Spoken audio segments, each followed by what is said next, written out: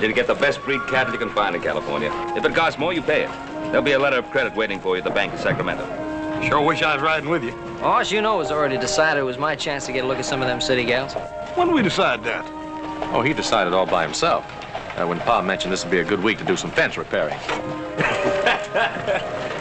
Those fences will still be waiting for you when you boys get back. Now use your judgment on them. Make sure you get what you pay for. You watch them city gals, too. You hear, little Joe? I intend to do just that. Take care.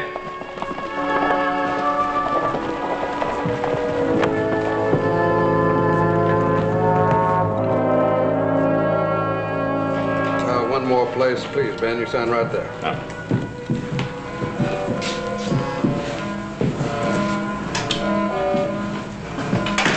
Yeah, that should do it. Folks, my name is Zach Morgan. These are my brothers, Ned and Billy. Morgan's. That's right. Start collecting. Now, there's been a lot of loose talk going around town about us being killers. Well, don't you believe none of it. Don't get any notions. All righty, now let's have the rest of it. That's all there is. You know, I'll bet you go home and have lunch with your wife, don't you, mister? I'll tell you what. How would you like us to drop you off there? Dead. That's all there is, I swear it. Somebody stop him! Hush!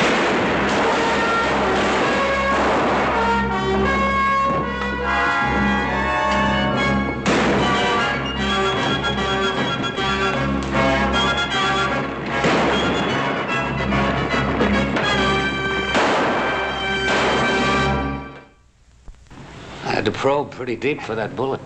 That's all right, Doc. You'll be all right as soon as I get him home. He'll bleed to death before you get him halfway there. Internal hemorrhaging.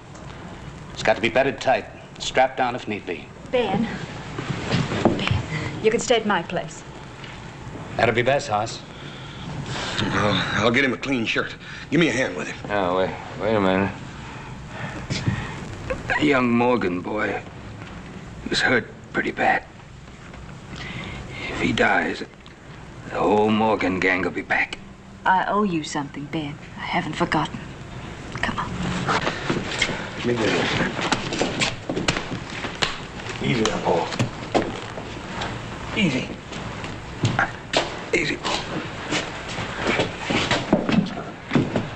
Ben, I'm sorry.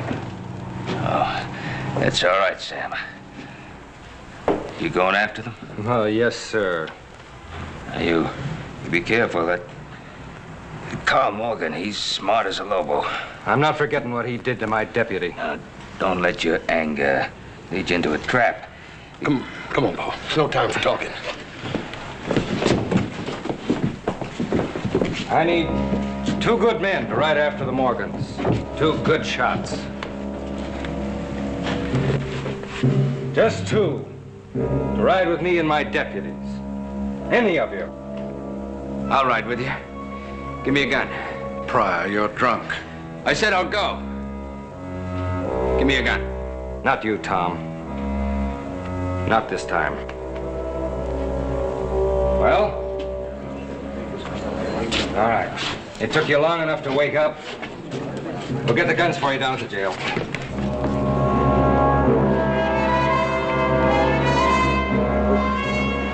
Just a little ways now, Billy.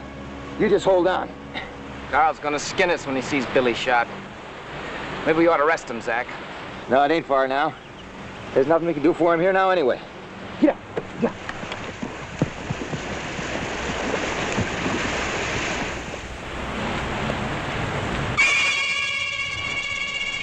Blood, all right. Fresher than the last we spotted.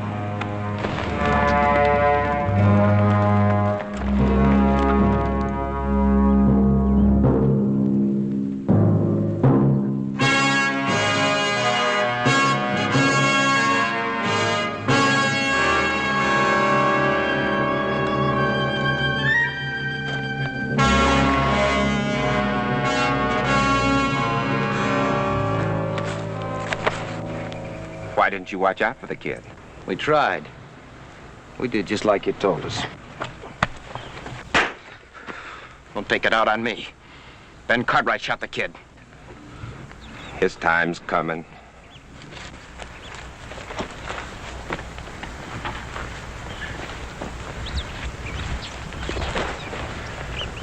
What about him, Skinner?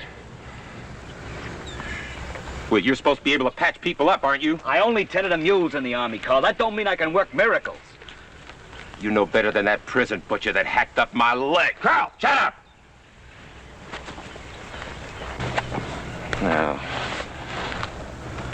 Now, you listen to me, Billy. You listen good. You're gonna come out of this. You're gonna get yourself up, and you're gonna ride out of here with us. You're gonna do what I tell you. Billy? You hear me, Billy? You get up now. Ain't no use talking to him. He's dead.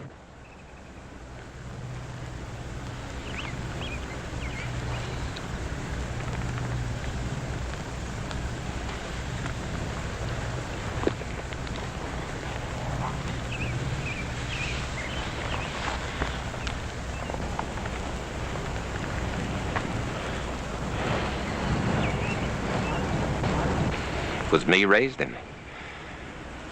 First time I fought with Pa was when he got liquored up and started into thrash, Billy.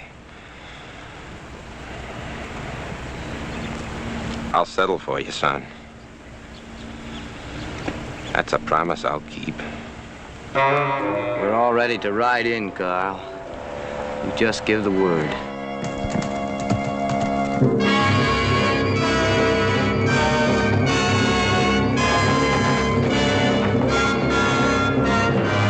Posse's coming! Wow. Would have thought they'd have guts enough to come looking for us. Get the rifles, we're gonna set up. You gonna have a little surprise party? Yeah. Yeah, we're gonna have a little party for him.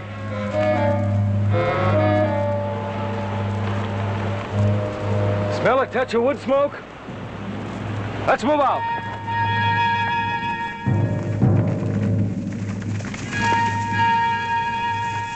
Don't make a move. You ain't gonna shoot me, are you? Just keep your hands high. Don't worry.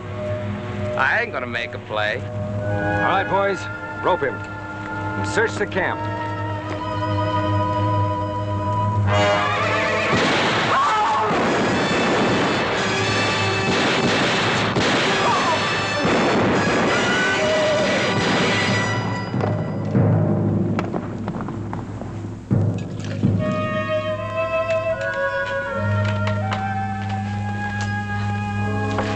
Feel better, Ben? Just don't like making you miss your work. I guess they can go on getting drunk without me. Ben, do you think you could sleep if I pull down the blind? And I don't like being moved in here and maybe putting you in danger. Plenty of people in town who'd have better be down. Are you sure? Don't count on them, Ben. You'll make the same mistake my husband did. So much bitterness. It doesn't become you. I don't think Ed would have wanted it that way. Doesn't really matter, does it? He's dead. Ben, at the trial, he kept saying to me there was nothing to worry about. He said, people in this town are my friends. Well, it was his friends that let Tom Pryor talk him into a hanging. People in this town know me. They're my friends.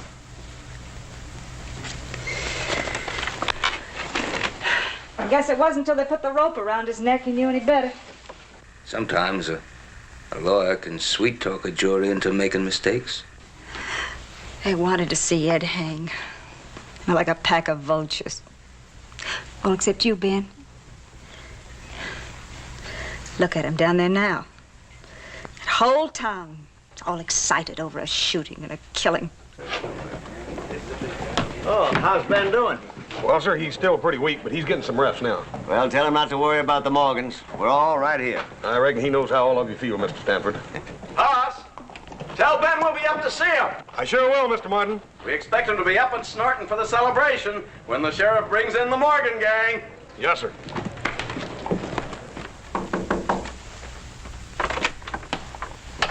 Cutting a second. All right, Paul. Oh, they wouldn't even let me pay for that food. That's how everybody's feeling about this thing. Ben, how are you doing? Too much mollycoddling. Well, I'll tell you one thing. The Morgans sure picked the wrong man to shoot this time. Ben, this town hasn't been so worked up since Ed Samuel's trial. Oh, well, what I meant to say was... I'm sorry, ma'am. Oh, you're sorry. Well, that helps a lot. As I was saying, Ben, this town is sure worked up about all this. The Morgans have been terrorizing this neighborhood long enough, Ben. It's time they got what was coming to them. You saved my life, Ben, and I ain't aiming to forget it. Thank you, Ralph.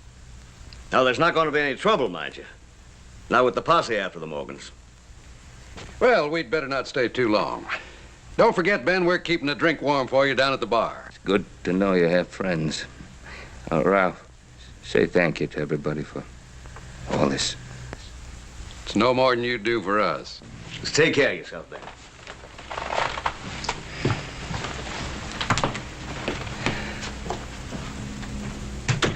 Well, don't look like there's going to be any trouble, Paul. No. Hope not. You know the Morgans. Yeah. Well, even if they give the posse the slip, try to come in, the whole town's going to be back us. I'm counting on that. What's the matter, Paul?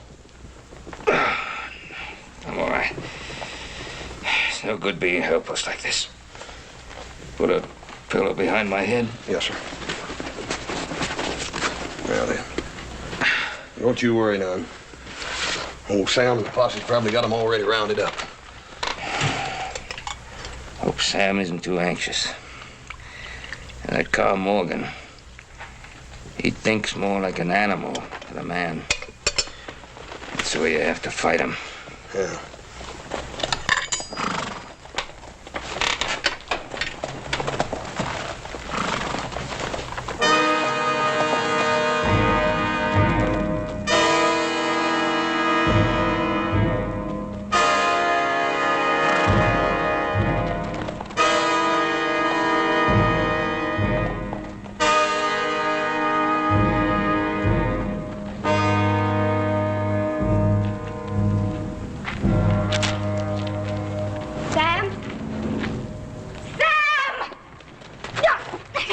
It's no use, Mrs. Toller. It's no use. What is it? Don't look like the posse got him, Paul.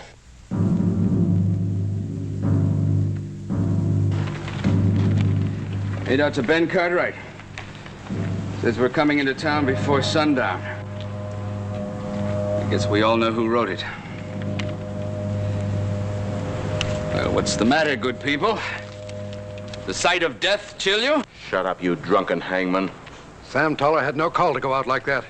He left the whole town unprotected. It's Ben Cartwright they're after. Maybe we can sneak him out of town. Hide him somewheres. He'll be dead in an hour if you try to move him. If Sam Toller and his posse couldn't take the Morgan gang, what chance have we got? Looks like you boys are going to have to do a little fighting. Sending an innocent man to the gallows wasn't enough for you, was it, Pryor? Talked the town into hanging Ed Samuels, now you're trying to talk us into more trouble. You drunken troublemaker. Cartwright shouldn't have shot that Morgan boy. That's what started all this. What are you laughing about, Mr. Pryor? Look at him. All the big men in town that were going to stand back at Ben Cartwright. Way back! I think it's very funny. 5 dead bodies, Mr. Pryor. That ain't very funny.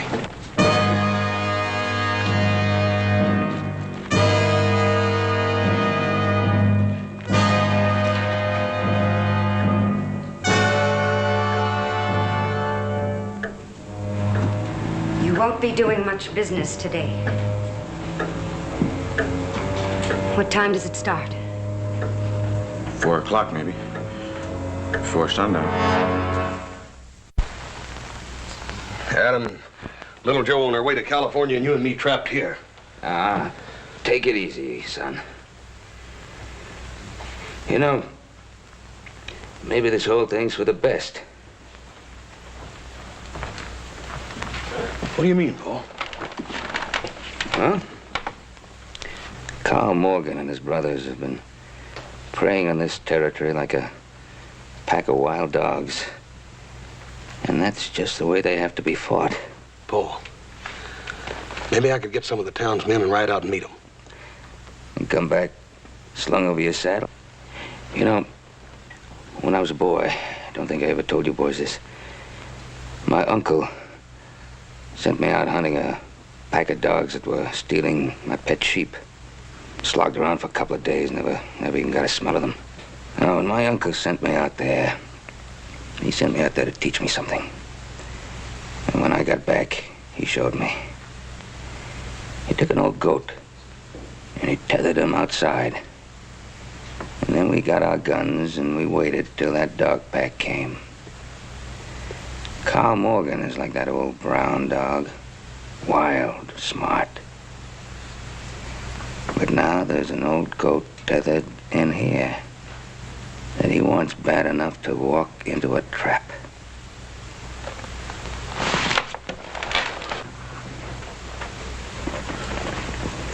Which way do you figure they'll come in, Paul?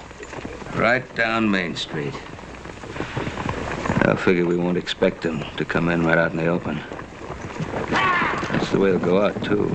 It's broad and clear. Less chance of them getting cut off. Mm-hmm. They'll probably wait till almost sundown, hoping we'll panic.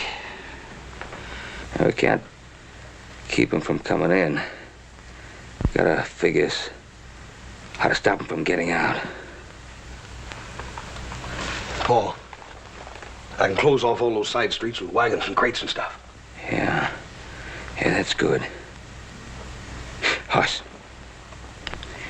let's get a rope. Get a long rope and pull it right across Main Street. Cover it up with a lot of dirt. And you wait till they ride past. And then you pull that rope tight. Yeah. And put about half your men down there. And make sure they don't shoot until the Morgans are trapped by that rope. Yes, sir. Get Carter and Stanford and Martin. They're all good men. Yes, sir.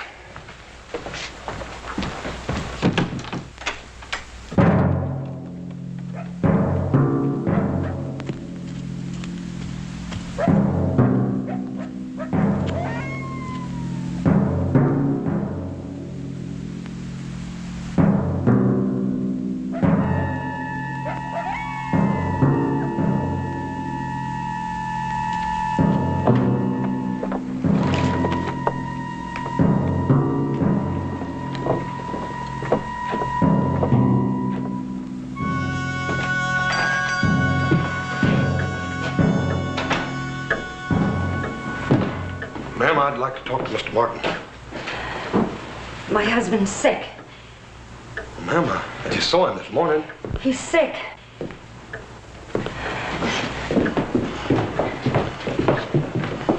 You leave him alone. Mr. Martin, I need you. Hoss. I'm the first one in town to want to help, Ben. The first one, but... I'm listening. I got a wife and children to think about. Sometimes a man's got to think about something besides himself, Mr. Martin. Well, you tell that to Sam Toller's wife and kids. Look, Hoss, I can pay your pa back everything that he loaned me on what I still owe him for the store, but I can't go out there, Hoss. I can't. Hoss! I can pay him back everything, see? Thank you, Mr. Martin. It ain't money I'm needing right now. Day, ma'am.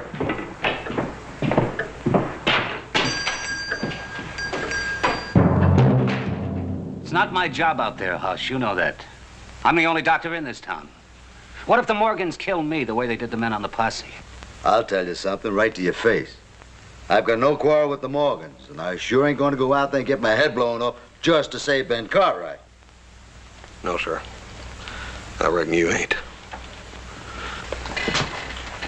How's Ben's wound? Well, it's soaked through a little bit, Doc. That bandage ought to be changed, but I'm sort of busy. I'll take care of it.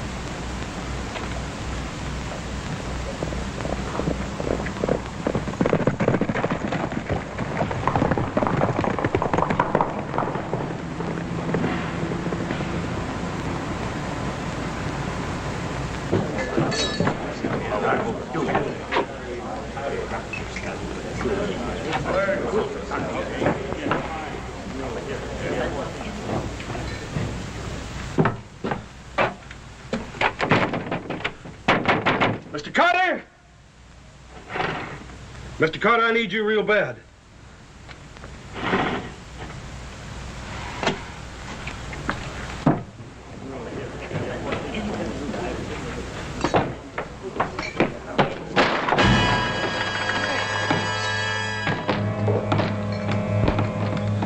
What's the matter with all of you?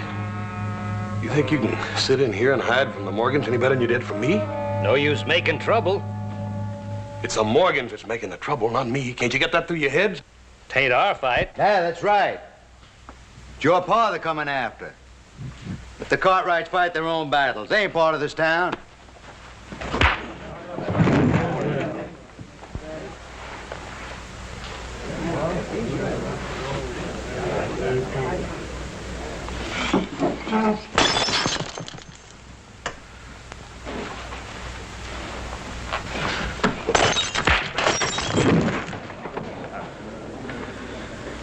Well, what about it? Any of you got guts enough to stand up and take sides? I ain't gonna bother asking you again, Mr. Carter. You told my pa when he saved your life that you wasn't gonna be forgetting it. Pretty hollow-sounding words, ain't they? Well, I ain't gonna do no more begging. Horse.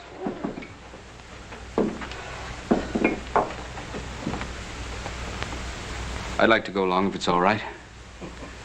There won't be much use, I guess. I can't shoot. I never killed a man. Except Ed Samuels. Except Ed Samuels. Maybe you don't want me. Mr. Pryor, when I came in here, I was asking for men to step forward. As far as I'm concerned, you're the only man in the whole room. I'm ready to go. All I need is a gun. Maybe a couple of more drinks. It's a pretty sad thing. The smell of fear in this room. Come on, Mr. Pryor.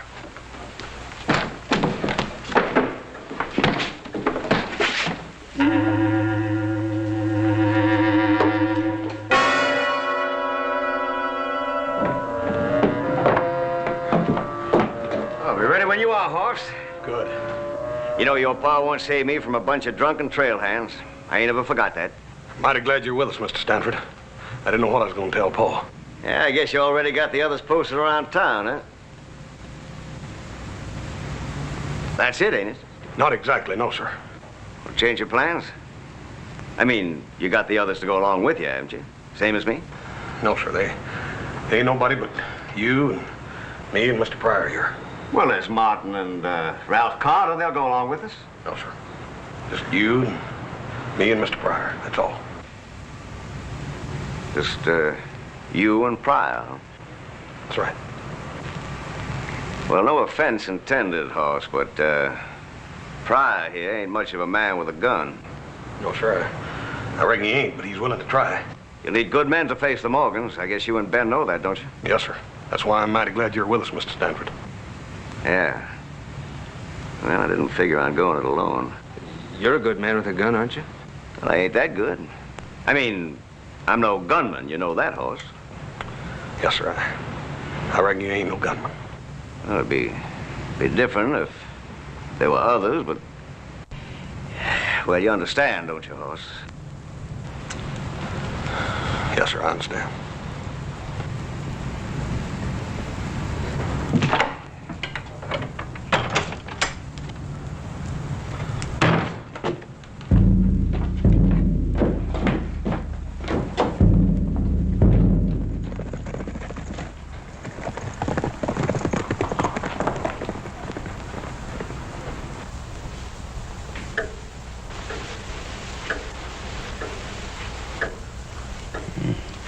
You look real homelike now.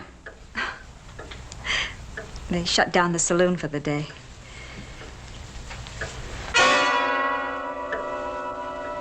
Something wrong? No, everything's fine, Ben.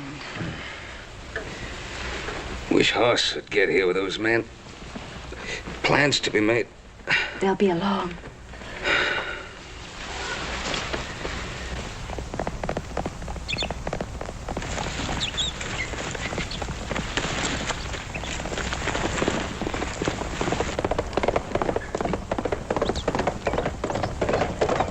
Skinner's never done a right thing in his whole life.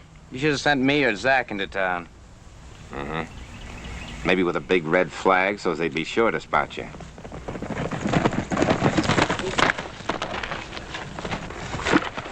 But I'm parched, Carl. What are they doing in there? Nothing. Just nothing at all. Doesn't sound like Ben Cartwright.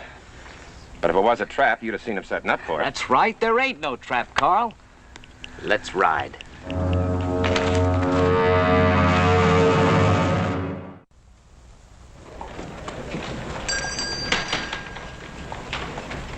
You better come on in the back.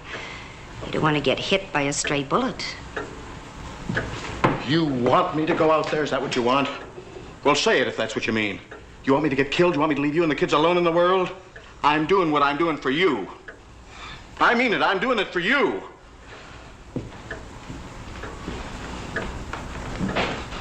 It ain't that I'm afraid. I ain't afraid.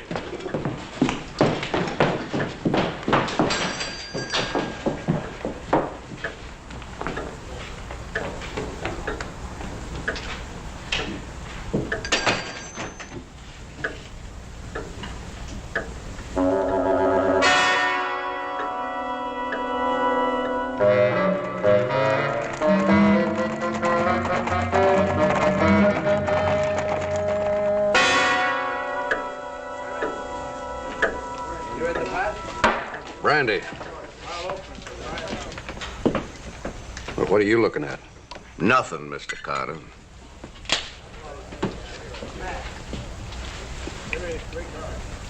Can't you get any decent brandy in this place? Shut up, Carter. You got no right to kick. None of us got any right to kick. If you feel that way about it, why don't you go out there? You're packing a gun. Yeah. I'm packing a gun.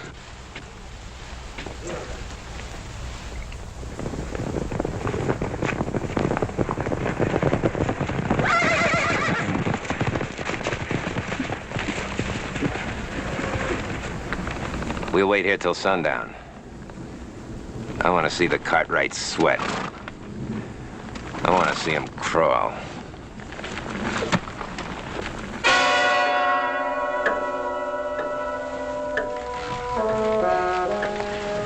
Not gonna do you much good, Ben. Not in your condition. Well, a man feels better with a gun in his hand. Why do you need it, Ben? If your friends are going to fight for you. Where are they, Ben? Why aren't they here? Well, these things take time. They have to get ready. They've had plenty of time, Ben.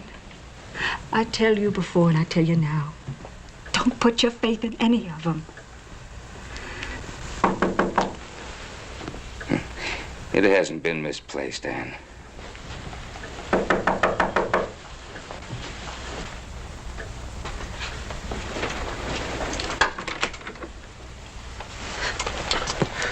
Ma'am, Mr. Pryor here's the only one that'd come along. Your father's waiting to see you.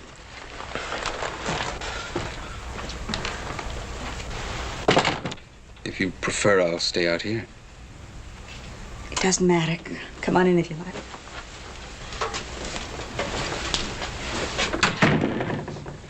I've wanted to talk to you. To tell you how sorry I am about everything. Oh, everybody's sorry, but that doesn't bring back my husband. No. Nothing can do that. But it was a mistake. At the time, I was certain that Ed was guilty. You didn't care whether he was guilty or not. You only wanted to win a case, to see him hang. A big district attorney. Make a name for himself. Further his political career. It's as simple as that, isn't it, Mr. Pryor? Admit it. I've paid, Mrs. Samuels. I hope you never stop paying for it. Paul wants to see you.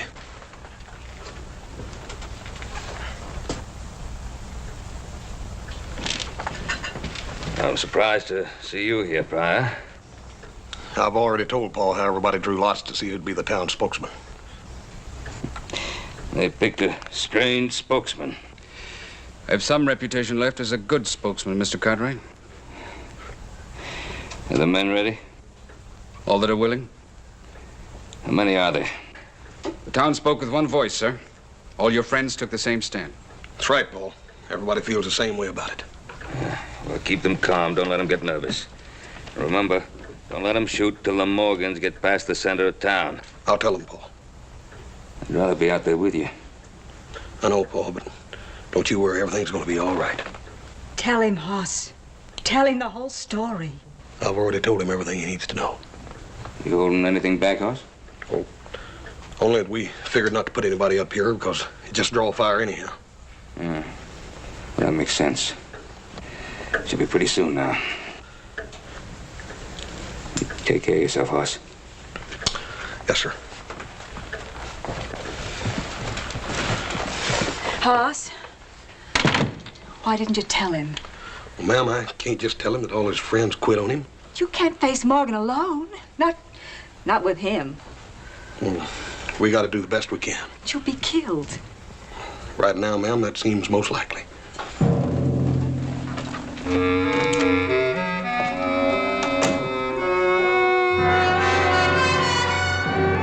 All right. Time to move out.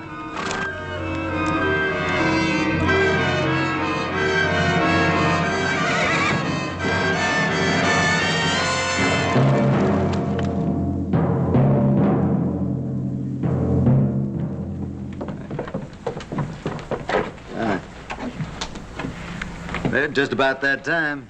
Want to make a real good show. What about us? If there's fighting, the Morgan's going to shoot up this town. Yeah, that's for sure. Maybe get some of us killed to boot. I don't want to be around when the lead starts flying.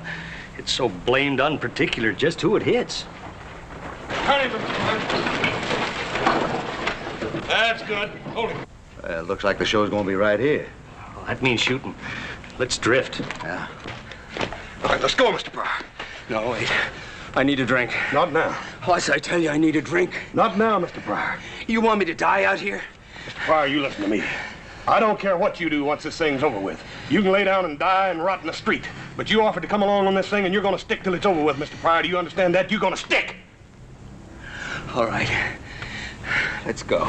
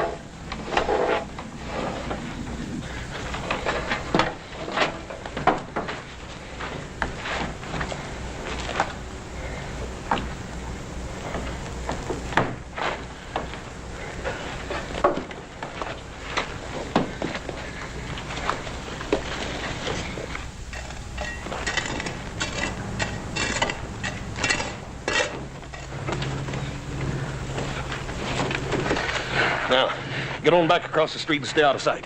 As soon as Morgan's right across the rope, then pull the stove loose. You understand? Yeah. Mr. Pryor, I know you're feeling bad, but you just gotta make it. It ain't gonna be long now. I don't know. I don't think I can make it. You gotta. Just do the best you can, Mr. Pryor. That's all any man can do.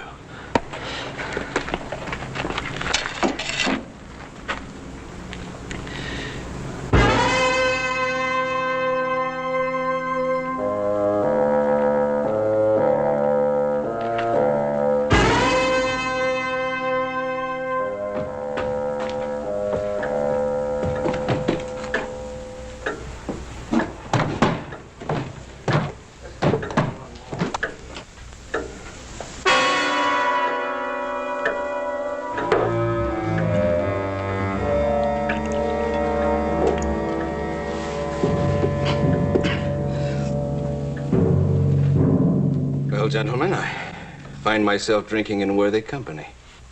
Yes, gentlemen, I'm a deserter just as you are. Shut up, Pryor. Bartender, give me another drink. Help me to drown my soul as my friends have succeeded in doing. But the surcease they find in this is only fleeting. For tomorrow, and all their tomorrows, they'll awaken to new pangs of conscience. Why don't you shut up? You let me hound an innocent man to death, and you cheered while he died. Well, now, gentlemen, it's you who are the executioners. You're letting good men die when you could save them. You were out there. Why ain't you out there now? I was afraid. Just like you, gentlemen, I was afraid. You're hiding, gentlemen. You're hiding from yourselves, and you're running. You'll never be able to stop, because you can't hide within yourself.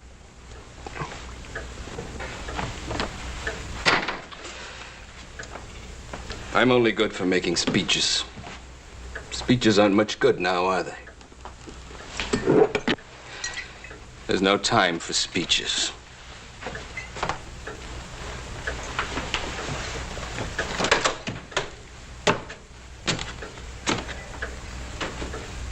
What's he up to? I don't know. Where are you going, Doc? Out to keep an obligation.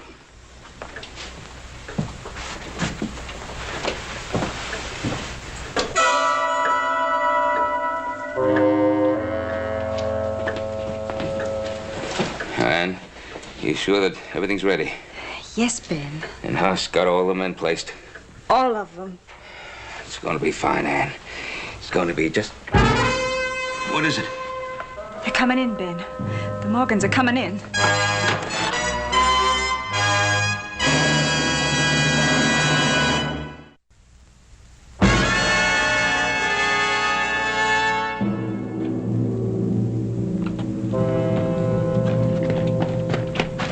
Where's Pryor? He's gone. His nerve didn't last. Ain't you gonna run too? I got some of my nerve back. I'm no hand with a gun, but maybe there's something else I can do. There is, Doc. Look here.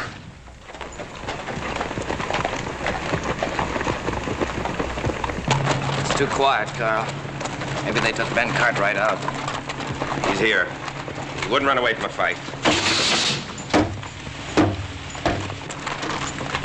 Sure enough thought. Shut up. Sure, Carl.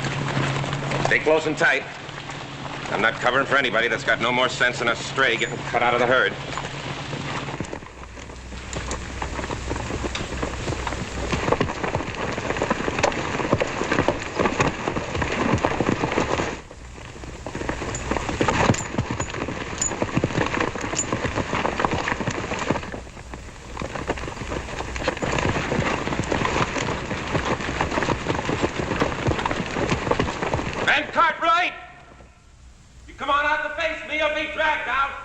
Something's gone wrong. They should have been cutting them out by now. Cartwright! Listen to me and listen good. Whoever's hiding that Cartwrights better get him out here and fast. Or I'm not gonna just tree this town, I'm gonna burn it to ashes. Help me. Huss lied to me, didn't he? Yes. There's nobody out there to face him but him. It's no use, Ben. You'll only get yourself killed. All right, you had your time. Now I'm going house to house and I'm gonna kill everything that moves till I get to the Cartwrights.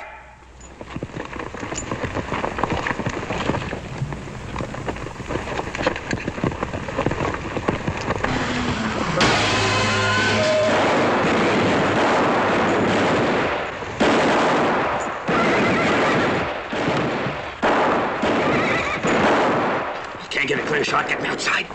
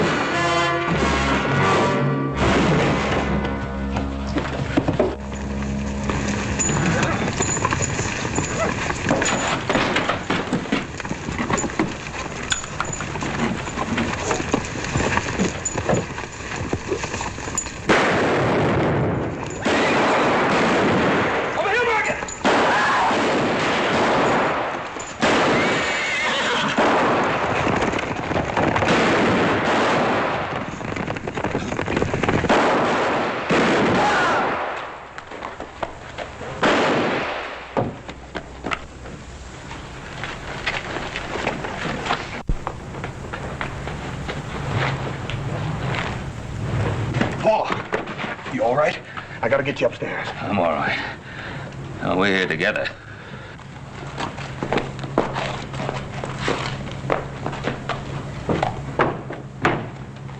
I don't feel much of anything now. Love, hate, nothing. That's only for the living. Anne, forget the hate.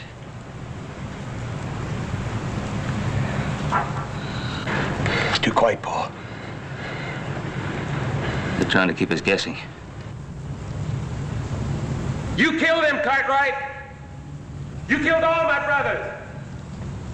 Now make your play face to face if you got the guts for it. Smart play, Hoss. Paul, I can't let you do it. Hoss. Yes, sir.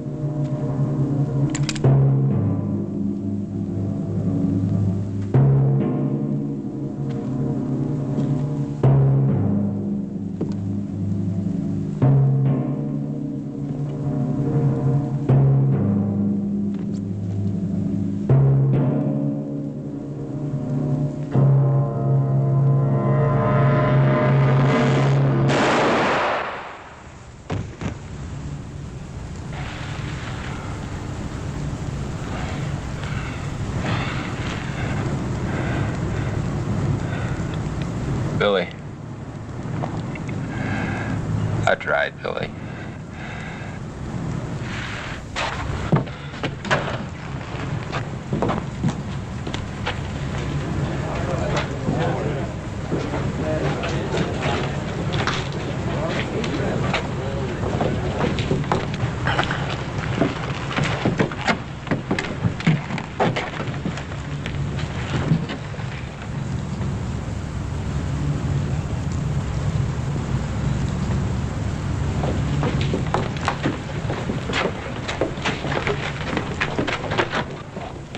Paul, you all right? I'm all right. Tired.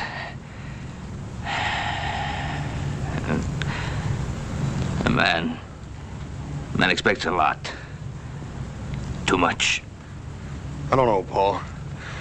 I reckon they done about as much as they could. Tom Pryor and Doc Travis. Yes, you're right. Shouldn't have forgotten about them. There are men who do as much as they can, even more.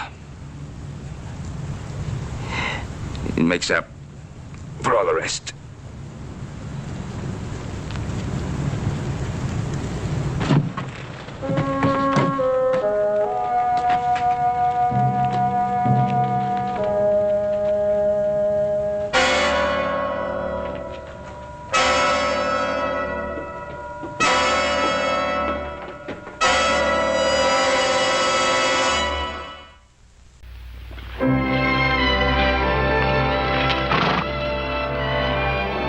Morning, boys.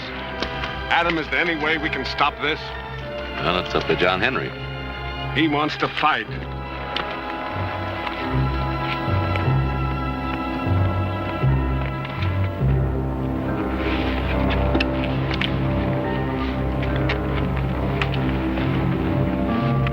You may fire at the count of 3.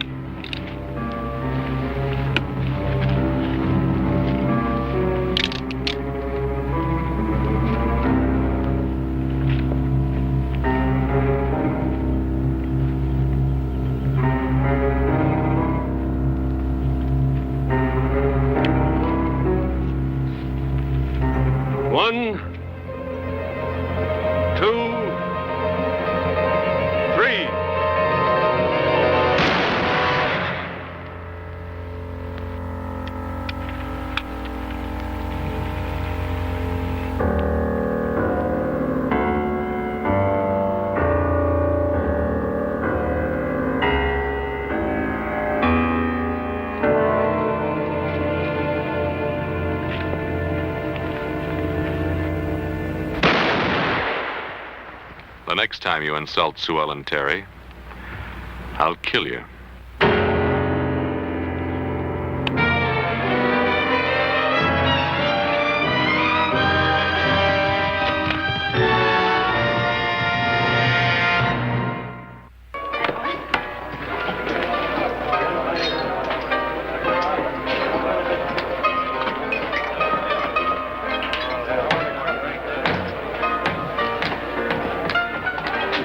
You were out there, weren't you?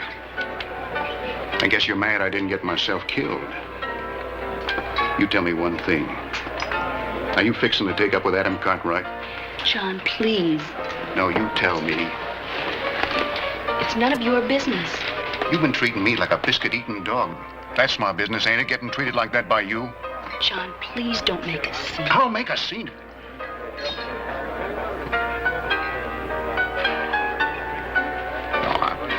I'm sorry, Sue Ellen. I can't stay mad at you. I got something for you.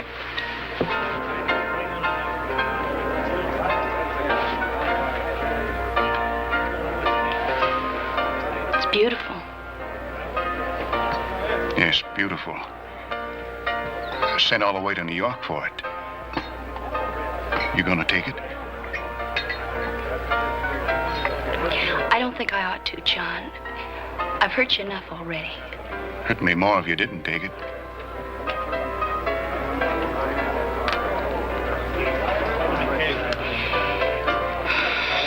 Thank you, John.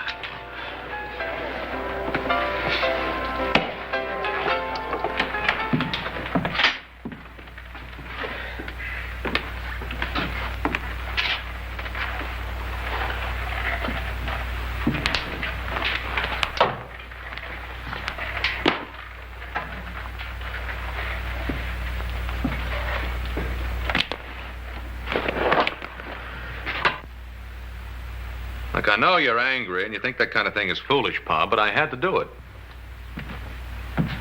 Why? Well, you to call me a coward. You let a fool like that John Henry take a shot at you just because you think he might call you a coward. Well, you've had your little duel. You've made your grand gesture. I hope you're satisfied. Oh, come on now, Pa. You've made a few grand gestures in your own time. At a different place and at a different time. Ah, then it isn't really the duel that's bothering you at all. Now, what is it? You made a fool of yourself. He insulted a lady who was with me at the time. Obviously, you think that this lady is worth having a duel over. Yes, I do. Yes, well, I suppose she's a pretty enough young thing. But you're afraid she's going to be like her sister, I've heard talk about her. Now, Pa, you always taught me that talk was cheap. I've heard that she's been friendly with more than one man in Virginia City. I know all that. What else do you know? She lives with her sister in a house on K Street. She's very lovely, and I like being with her. But how serious about her are you? I don't think I really know. Son, I've known women like this before. Look, Pa, what have you got against her besides all the talk? I don't like the kind of life she leads. Well, I don't like it either. Neither does she, for that matter. But that's not really the point. Look, Pa, after all, I am a grown man. Now, Adam, there are some women who can bring a lot of trouble into a man. Oh, boy, you must be getting old, Pa. Some women are worth a lot of trouble.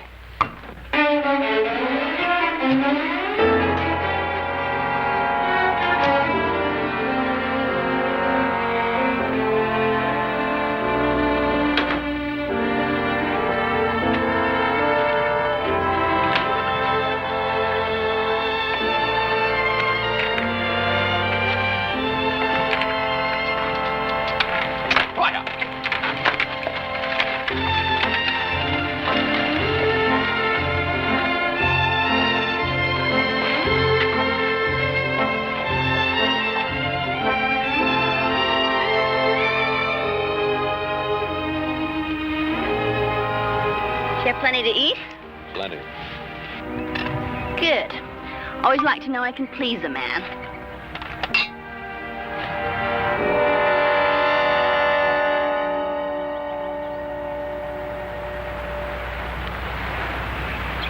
Why did you do that? Because I wanted to. Is that all? I don't know what you've heard, but I'm not as bad as you think I am. I don't think you're bad. I guess you've also heard that I have very expensive tastes. No, I never believed that kind of talk. It's true, you know. I do. Very expensive. Ask anybody.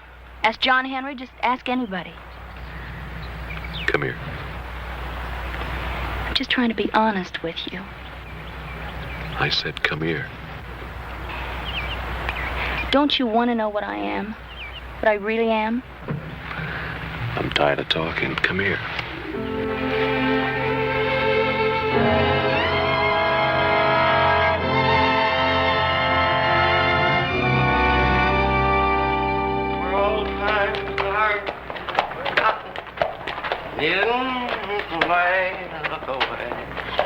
Oh, way down Dixieland. Sir, I don't believe I have the honor of your acquaintance. It's my pleasure, sir.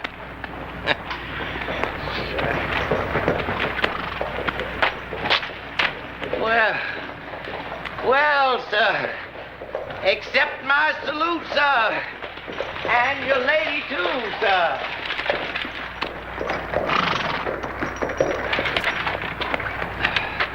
Oh, how could I make a mistake like that? I naturally suppose, sir, that you'd be with a lady. Adam, please. I didn't say nothing, sir. I didn't say nothing. Now, supposing you apologize to the young lady, huh? I surely do, ma'am. I do apologize. Well, get him out of here, Adam, will you?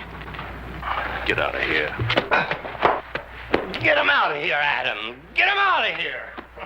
She didn't always talk like that. Go on, ask her about me, Cartwright. Adam. Go on, ask her. Go on, ask her about old Dixie. Go on. Sorry this hadn't happened. So am I. Kind of ruined a beautiful day. Forget about him. There'll be others like him, Adam. Men out of the past who hate me. Will you forget about the past? But you won't ever hate me, will you, Adam? No matter what happens? How could I ever hate you?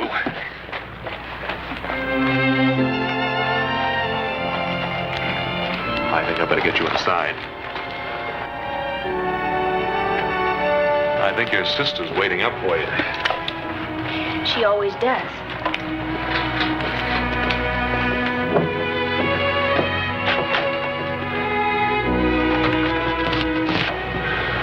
Good night, Adam. Dear.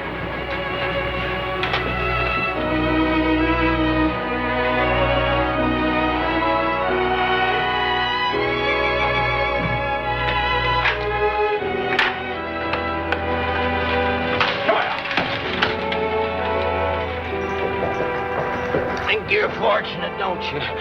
Just the luckiest. Just the luckiest man in town. But there've been a lot of lucky men ahead of you. A lot of them.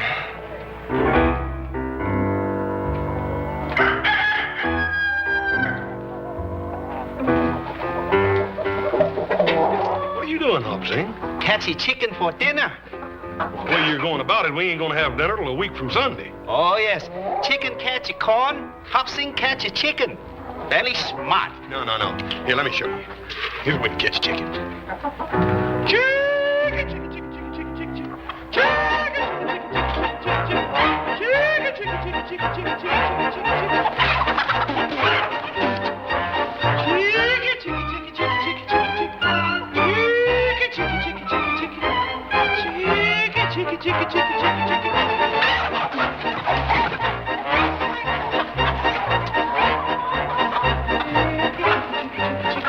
Hey, horse.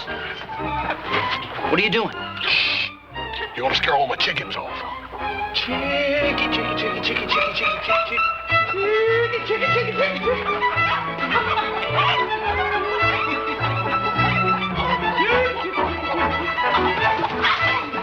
Don't squash him. Get him.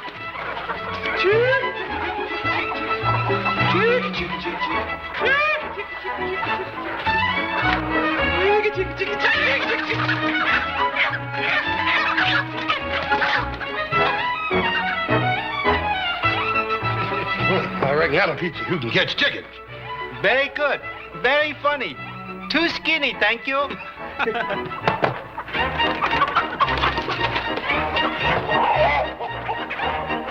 Hey, where do you get them two birds? Oh, while you were crawling around looking for that thing, he was catching chickens. What's all the fuss about anyway? Chicken for dinner, it ain't Sunday. Well, Adam's bringing his gal home. You're kidding. You mean Sue Ellen Terry? Yeah. Boy, I'll bet Pa is hopping mad. Well, if he is, he ain't showing it.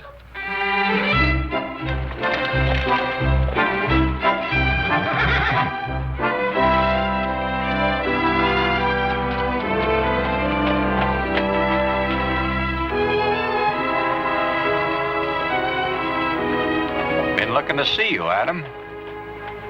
What about, Jesse? You and John Henry. John Henry's an upstanding citizen, belongs to the right party. What I mean is I sure would hate to lose a vote on account of you having a itchy finger. Don't worry about it, Jesse. Everything's settled between him and me. That's good, mighty good.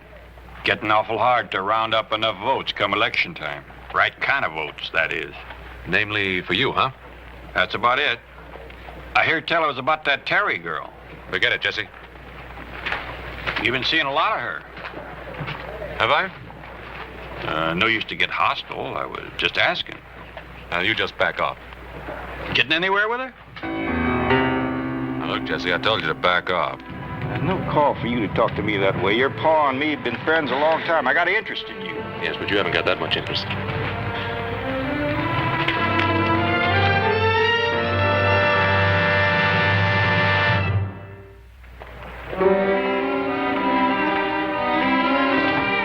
Howdy, Sheriff. Howdy, Dixie. What you doing? Calling on voters? Well, just two women in there, Sheriff. Women don't vote. Mighty thirsty day, ain't it? Go get yourself unthirsted. Thank you, Sheriff. Here.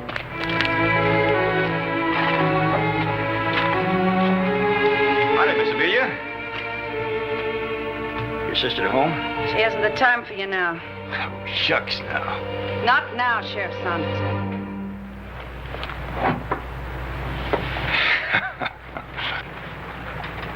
What's so funny? The sight of you sober and water and flowers, it just don't seem to fit. Maybe you can give Sue Ellen a message for me. Tell her to stop messing with young Cartwright. He ain't for her and never will be. Now, you speaking as a friend of the family, Sheriff? Why, sure. And what if Sue Ellen chooses not to mind what you've got to say? I don't want to see Adam Cartwright hurt, and I'd hate to see your sister hurt, too. She's such a pretty little thing. A real pretty little thing, ain't she, Miss Amelia?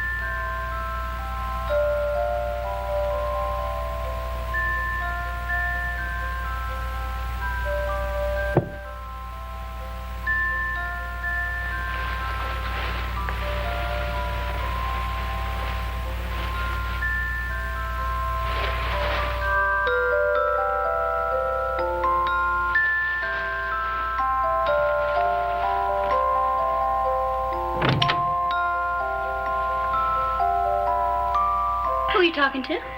Jesse Sanders. What do you want? He doesn't like you to see young Cartwright. Oh, he doesn't. Well, speaking as a friend of the family, of course. Oh, of course. Here, lace me up, will you? Oh, Amelia, have you been drinking again? I need just a little touch of something from a Quincy. I'd look out for that Jesse Sanders. He's an important man. Not that important.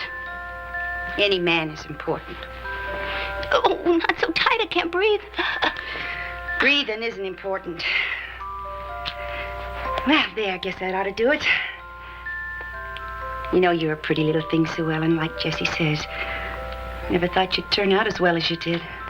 Thank you, Amelia. You know, I was always the beauty in the family. That's what Papa used to call me. Beauty. You were just a skinny, homely little thing when Papa died. Now look at us. You're still very attractive. Well, I hold my ears well if I do say so myself. Oh, but Lordy, honey, you should have seen me when I first came here.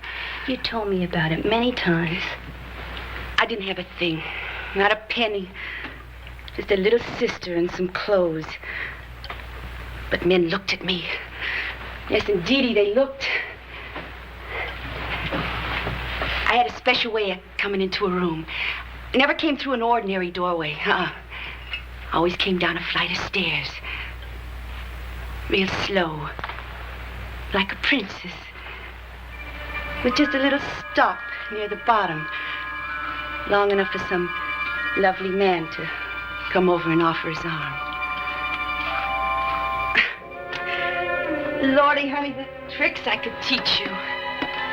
You've taught me a lot. Yeah, I've done real well by you. And don't you ever forget it, Sue Ellen. Don't you ever forget that when you were just a little thing and Papa died, nobody to take care of you, your big sister did everything for you. I know you won't, though. You've been real good to me, Sue Ellen. I just don't know if I like you carrying on with Adam Cartwright like you are. What do you mean? You know what men are. I've told you often enough. Oh, yes, you've told me. A man uses a woman and then tosses her aside. So you have to be very clever with them and use them the way you used to use men and not get hurt. Oh, Amelia, I've got a surprise for you. There's more than one kind of man. Adam's not like that. Oh, no, honey. He's not different. He's a man. You really don't like men, do you? Well, honey, sure, I like men. It's just that a girl like you's got to be careful. What do you mean, a girl like me? Well, now, Sue Ellen, I don't want to say anything to upset you, but a man like Adam Cartwright, well, you're just not in that class. Because I work in a saloon? There's nothing wrong with being a saloon girl. Oh, no, except that it makes me not good enough to marry Adam. No, you're not. It's just not for you, Sue Ellen. Any more than it was for me. What have you done to me? Is that all I have to hope for? I've done everything for you. Oh, you taught me to be a saloon girl, how to tantalize men and cheat them into giving me things. Things are important. Not that important. I won't be like that. I'm not going to be like you, Amelia. Don't you dare talk to me like that. Not after all the things I've done for you. I paid it all back. I've kept you, Amelia. I've used all the little tricks that you taught me to take care of you. You don't know what you're saying. I know exactly what I'm saying. You talk about men using me. You're the one that used me, Amelia. But that's all over now. Because you're just going to have to take care of yourself. Because I'm going to marry Adam if you'll have me.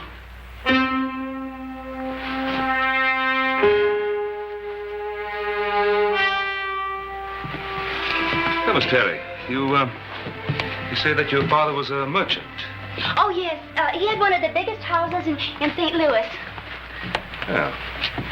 I used to visit St. Louis rather frequently. Perhaps I met your father. Oh, I don't think so, really. We spent most of our time abroad.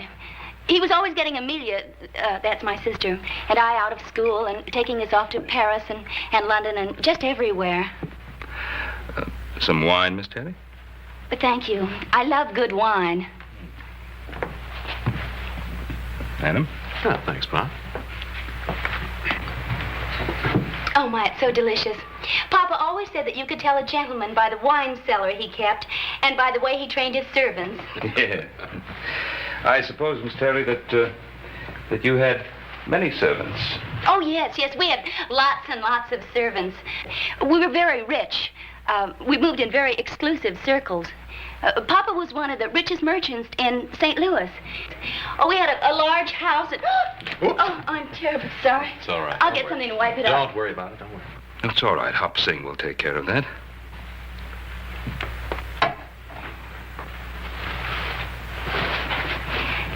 Adam, I don't feel very well.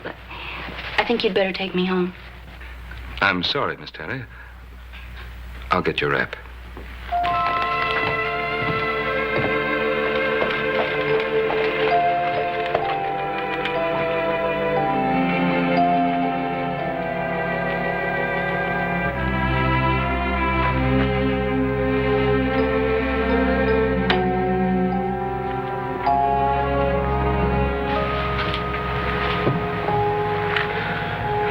What are you thinking? All about you. I'm sorry about tonight, Adam. I tried to impress your father and your brothers, and I just made a big fool of myself. Doesn't matter. Oh, it does matter. It matters so much. My father wasn't a big merchant in St. Louis. It doesn't make any difference what your father was or what he did. He ran a small notion store. And we weren't rich, and we didn't have a big house, and we didn't have a lot of servants. Are you very disappointed? A question like that doesn't even deserve an answer. And you will come back? You're just trying to keep me away.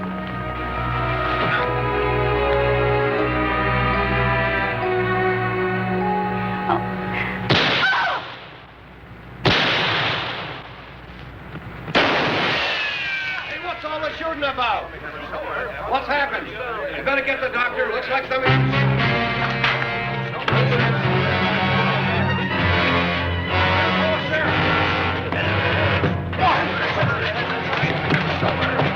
You, Ellen. Honey, I knew this was bound to happen someday.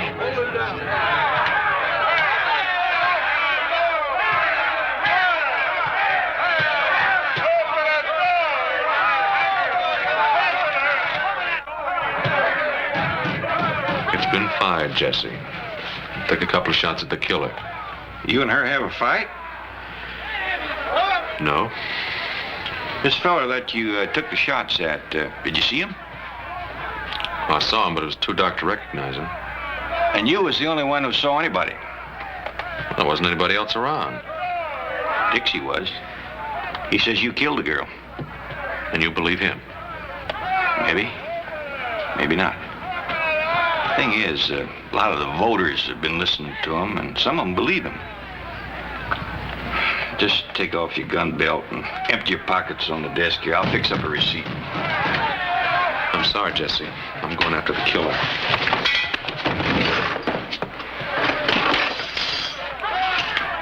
Hated to have to do that. You boys go ahead and lock him up. We'll hold him for murder.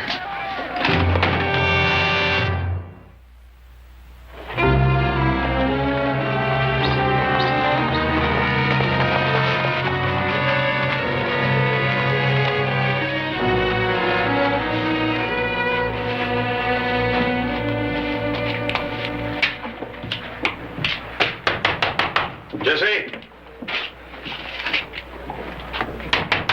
Jesse, it's me, Ben Cartwright.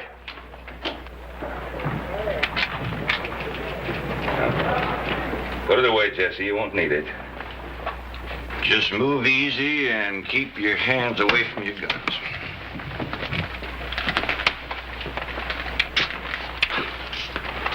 Did you think I'd come here to bust Adam out? Oh, I wasn't worried about you, Ben, but afraid some of them voters might get ideas. There's been some talk. Or lynch talk? Well, there's been some mention of ropes. Jesse, I want my boy out of here. Well, I reckon that's kind of natural for a pa to want his boy out of jail. Everything considered, give me 2. I'd like you to release Adam in my custody. Ben, you know I can't do that. Just long enough for the town to cool down. Them voters would skin me alive. And Jesse, we've always been pretty good friends. I hope we always will be, Ben. But you won't release Adam. I just can't do it. Let's take Adam out of here, Pa. You calm down, young'un. How about it, Pa? No trouble, little Joe. Not now. Glad you cooled him off, Ben. Hate for the voters and taxpayers' property to get all shot up the way they would have been if he'd have hauled iron on me. I reckon you'll want to see the boy. The boys wait here.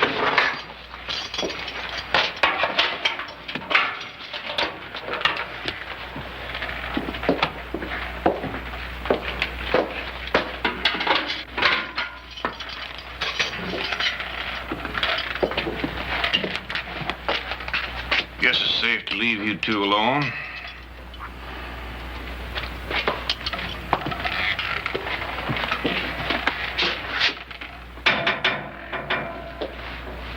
Sorry about Sue Ellen.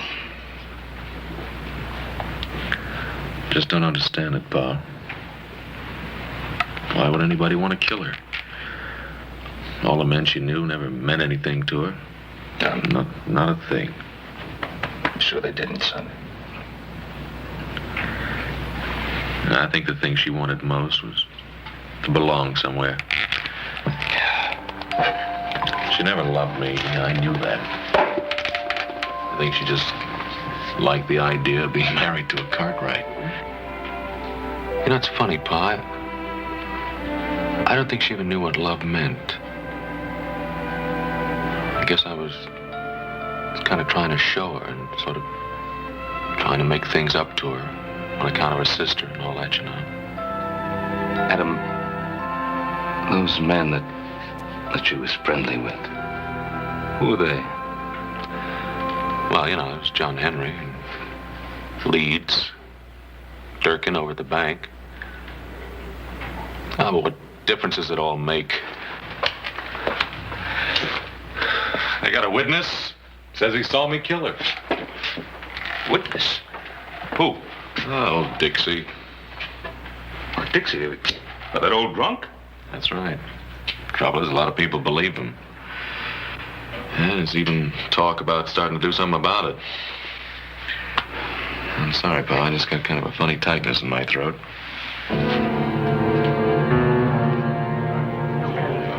Well, they was coming up the street in a buggy. I was standing there, just as near as I am to you fellas. Didn't they see you? Well, shucks, no.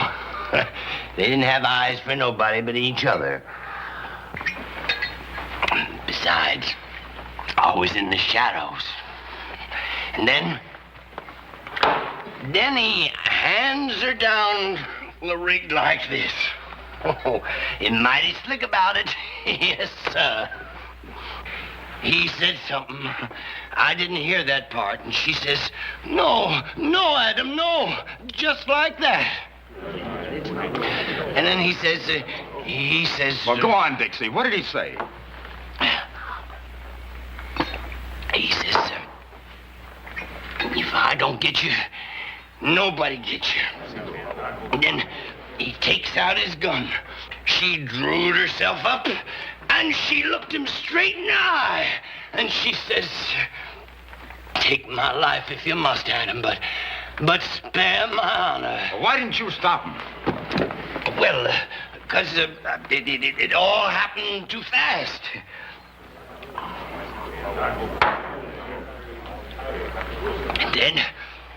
And then he up and shot her. Shot that pretty young thing in cold blood. Bang, bang. What else? As she stood there, holding herself like this and looking at him sad and mournful like. Didn't she say anything? She says, I forgive you, Adam. I forgive all my enemies. And then she fell down. And she died. We ought to take that Cartwright out of Jesse Sanders' jail and hang him right now. I'm right.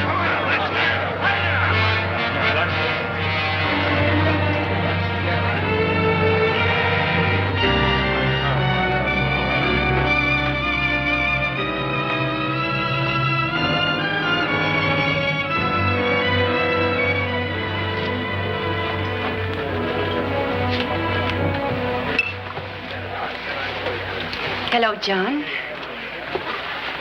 That's your morning dress, Amelia? I think I'll let you buy me a drink. Sure. Joe, another glass. You surprised to see me like this, John? Seems a funny way to be grieving over Sue Ellen. Oh, I am grieving. Inside.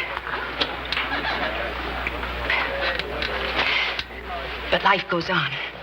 Yeah, I know. A girl has to live. Don't be unkind, John. You were never unkind to me. I was very fond of you.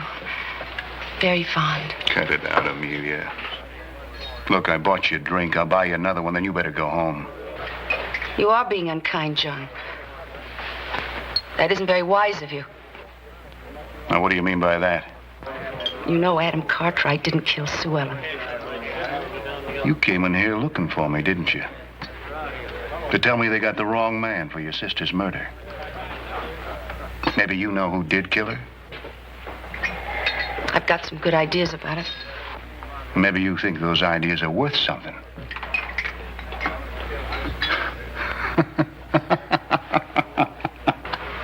I wouldn't laugh, John Henry. You ain't the beatenest woman I ever did see. Your own sister hardly cold, and you out dressed in her own clothes trying to squeeze a little blackmail. Well, it won't work, Amelia. I'll tell Jessie Sanders you hated her. You did, John. Hated her enough to kill her. There was some closer to her than me that hated her more. How ridiculous. You hated her because she was young. And you're getting older. Oh, that's right, Amelia. You still look good in soft lights, but you ain't as young as you used to be.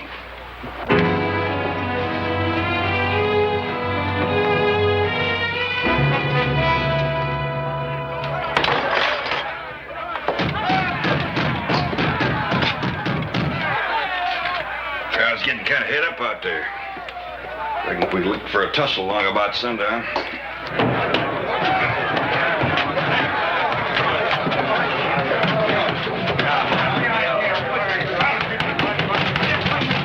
Open up, Jesse. It's Ben Cartwright.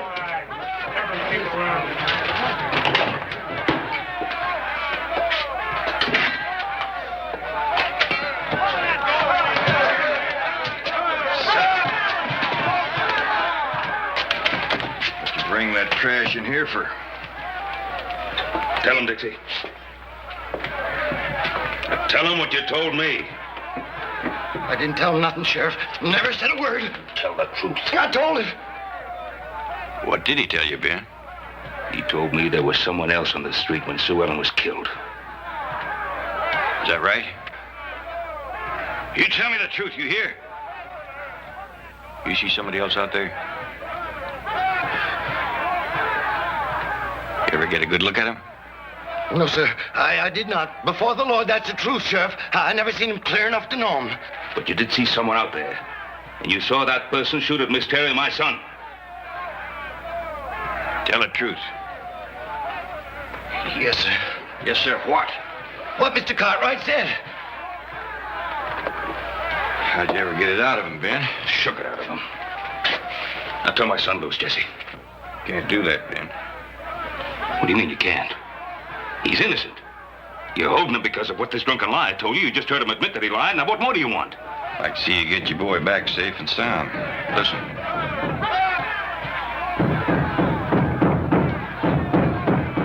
Tell them, Jesse. Tell them the truth. Too late for that. They're too hot to listen to anybody. Adam's safer where he is. Might help, though, if you and your boys step outside and kind of show them voters what kind of trouble they're asking for.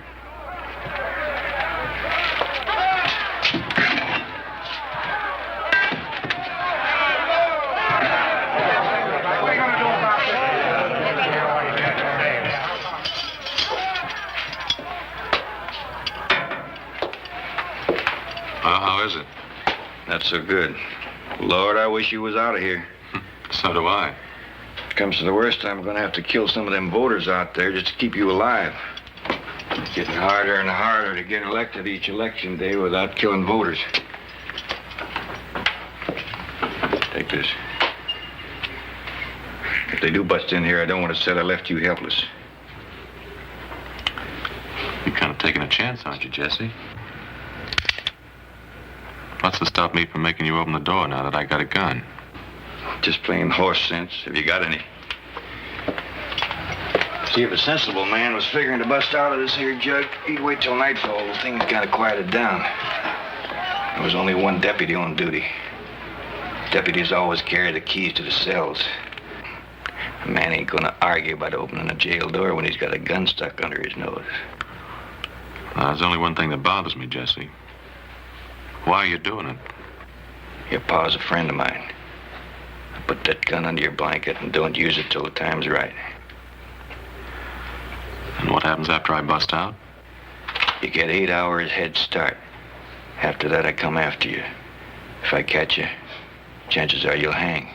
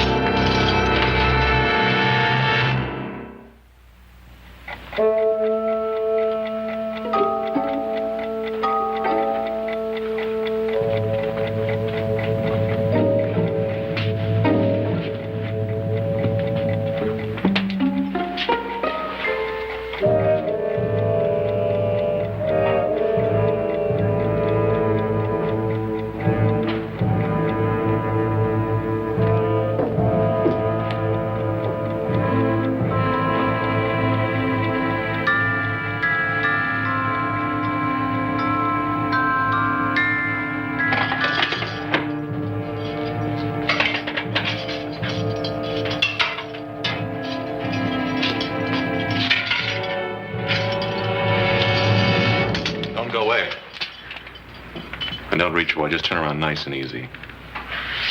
Unlock the door.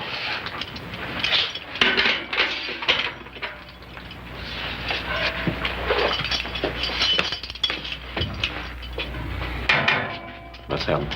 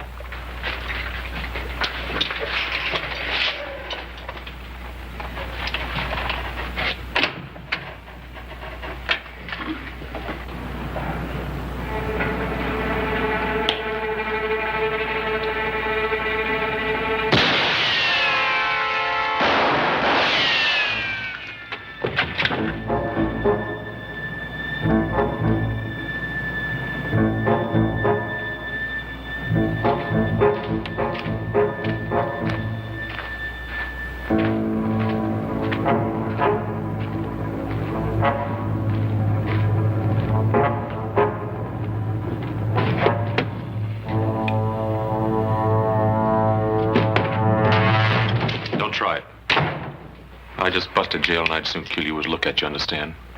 What do you want? One straight answer. Did you kill her? Who you been talking to? Amelia Terry? Why her?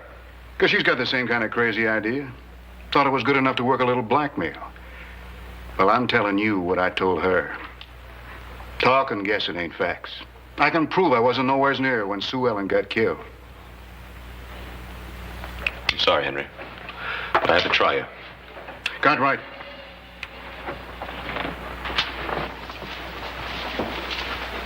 I don't like you.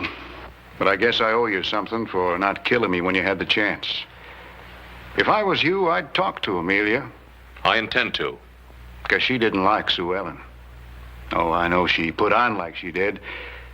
But the truth was she always hated her. Maybe enough to kill her.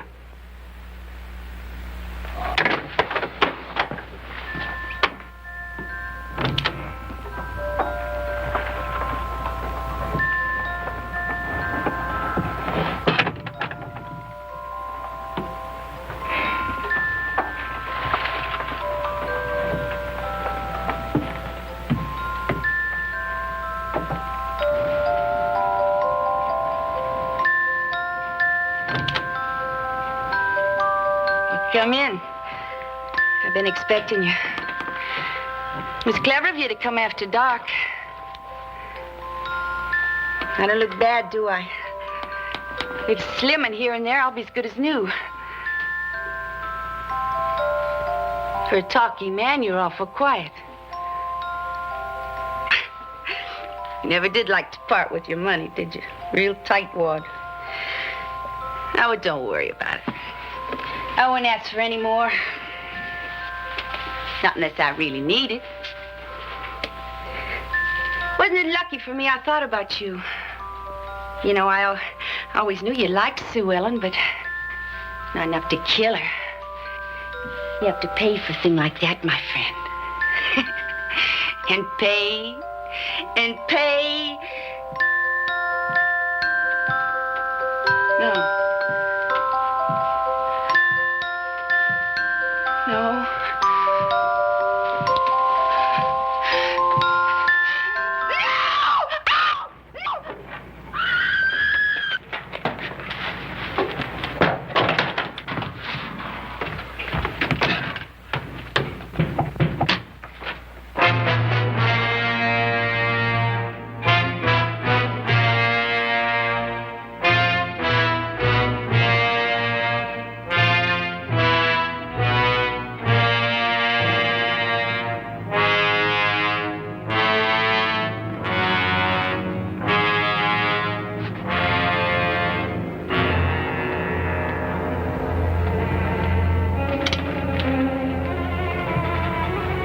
You do a fool thing like that, Bo, break out of jail.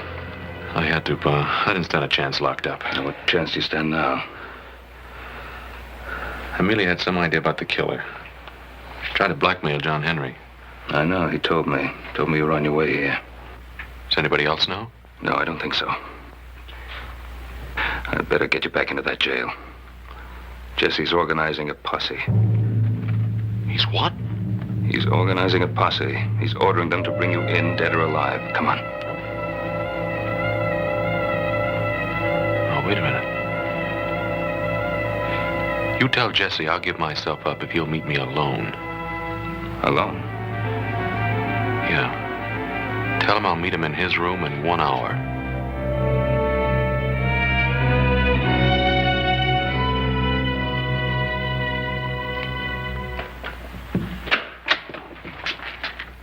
Ben, why don't you go back to your hotel and get your rest? You're doing no good hanging around here.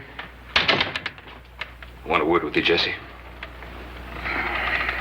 Excuse me, you fellas. Don't you go peeking at my hand. Plain little Peter would pass the time. Now then, what can I do for you? I just saw Adam. That's all right, Jesse. He's ready to give up. Where is he? He'll be at your place in an hour. I see. Over at my place.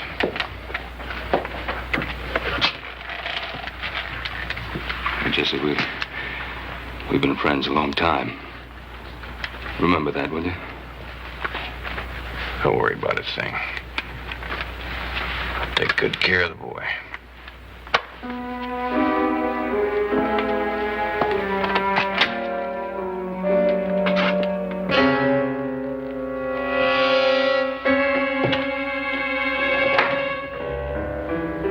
Said I'd find you here.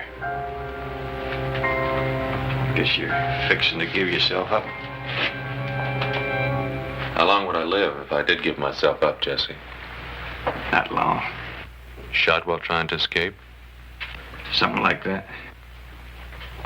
You know, it'd been neater if I'd been killed when I busted out of your jail. That's where you made a mistake, Jesse. Your first one. You busted in jail convinced the voters you was a killer, all right. What was my second mistake? Getting up a posse after you promised me 8 clear hours. And it began to look as though you wanted me dead awfully bad. Don't try it, Jesse. Is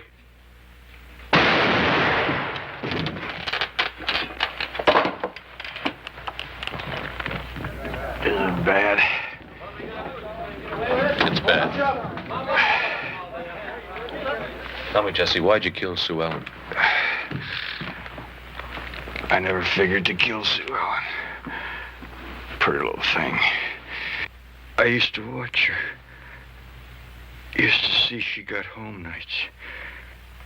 Used to wait outside her house till the light went on in her room. One time she said, "Jesse, honey, I want to give you something for being so nice."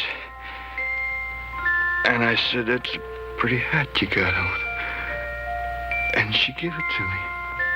It was just nice having something that was close to her. Like a lacy shawl she used to wear. And a glove. Everybody was always fussing over her and giving her things. But not you. You was young, like her. I never meant to kill Sue Ellen. It was you I was gonna kill.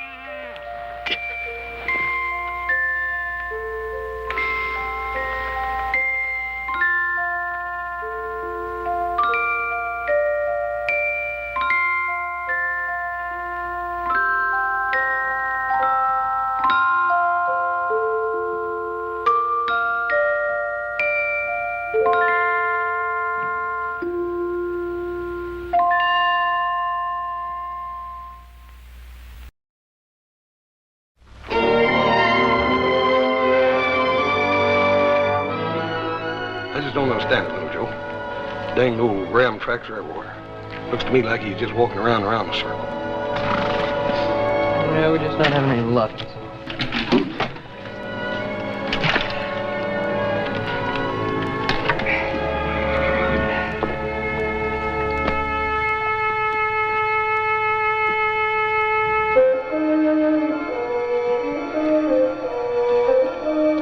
Ain't no wet boots.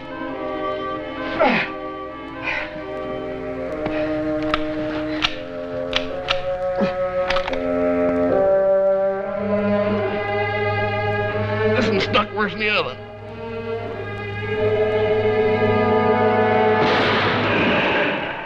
Doggone you! Well, now you're gonna get it. What are you talking about, little Joe? You know what I'm talking about. Little Joe, what's the matter with you? You let me go so I can bust you one. Well, I find out what's ailing you. Why, you spoiled a perfect shot I had at him. And who? That old bighorn we've been tracking. Little Joe, you sure this high altitude ain't got you a little lightheaded? I just saw him. Where?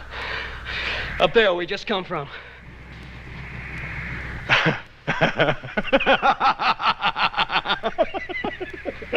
Look, are you laughing at me? Not at you, little Joe, at us. We've been chasing that old bighorn for 2 weeks, and it's the first time we laid eyes on him. You know why? Because all that time he's been tracking us. Come on, we gotta get back and get out of here. Can't we stay up just one more day? Well, you can if you want to, little Joe. I'll come up next spring and dig your froze carcass out of this snow. All right, we'll start packing out tomorrow. Yeah, well, you get real busy now and round up some grub, you big brother, before I fade plumb away. Okay, beans and bacon coming up.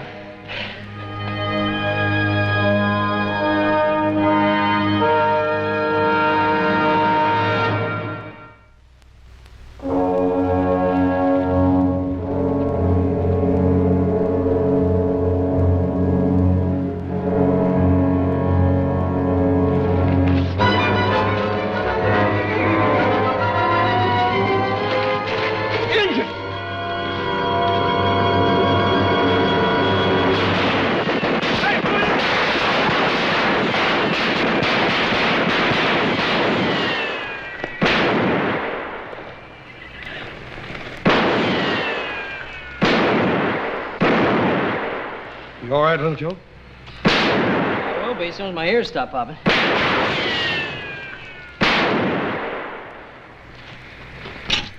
Check that thieving Indian over there.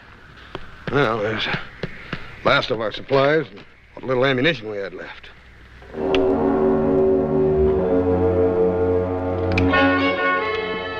Hey, horse, come here. Look at this.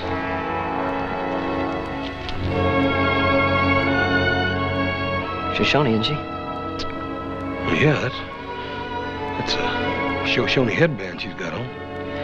Yeah, she's cold. I'll make her some coffee. She didn't get hit by one of them stray bullets, did she? No, she ain't been hit. Yeah, well, this coffee will fix her up.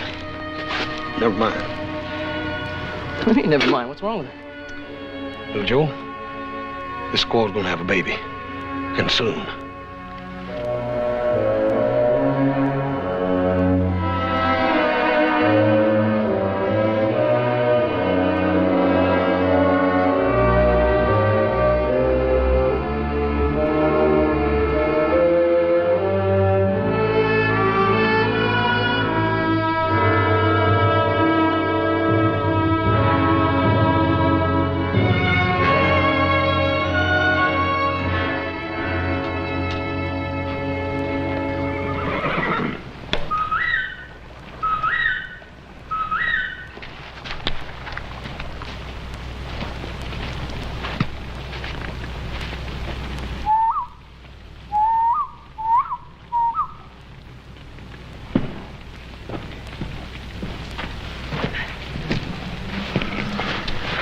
Did you find them? No, not a sign. I went clear to the top of that peak. I could see for miles. There's nothing. I just don't understand it, little Joe. Young girl in her condition would try to stick close to her tribe. Unless, of course, she gets lost and they just run off and leave her or something. No, she's not lost, Hoss. How could you tell? By the deer trail she took. Every time they branched off, she took the one either south or east. She knew where she was going. Southeast. Well, that'd take her right into Paiute country, wouldn't it? Hey, maybe her tribe was looking for a few scalps. No, wasn't no raiding party. Shoshone's too smart for that. They wouldn't want to get caught this side of the mountains with big snow just on its way.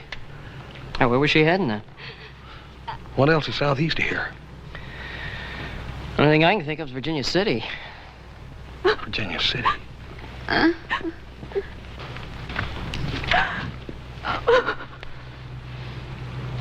Well, her fever's down some anyhow. Hey, she looks better to me. Yeah. There's one thing for certain, though. Her time's near and she's going to be needing a woman to help with the birthing. You sure you didn't see nothing of them, little Joe? No smoke, no tracks, no nothing? No, nothing. Well, they're going to be able to find us, though, if we're west of Kansas City. All they got to do is follow their smellers. I reckon you're referring to my cooking. I'm referring to that stink you're making. What is it? Them's wild roots and mesquite beans. Mesquite beans? Yep. That's cattle fodder. Yep. It's going to be your dinner, though, little Joe, and as a matter of fact, you're liable to be living on this till we get out of here. Oh, no. I'm going to go shoot me some game. Oh, no, you ain't. We got to save what ammunition we got left for an emergency. Oh, look, Hoss, we can't eat cattle fodder. You eat beefsteak, don't you? Well, sure. What's that got to do with it? Well, it'll just make you appreciate what an old steer goes through for you. Here, eat hearty, little brother. Do I have to? No, you don't have to. You can starve to death.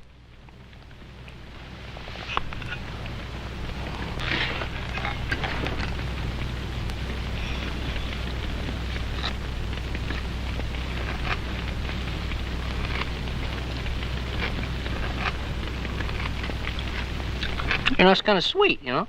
Sure.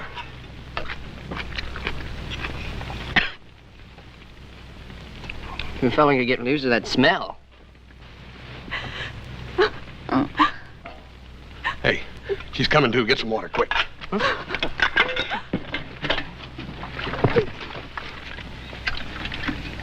You're spilling it. All right, just hold the cup still. Here, now. I want you to drink some of this. It'll be good for you.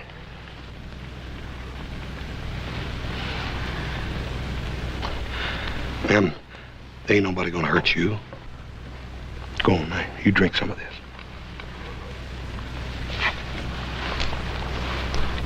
That's the way. That's the way.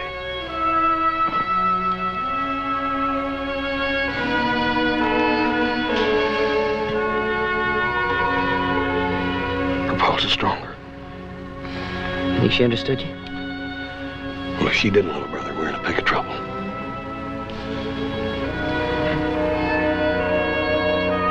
My name is Joe Cartwright. This is my brother, Hoss. Pleased to meet you, ma'am.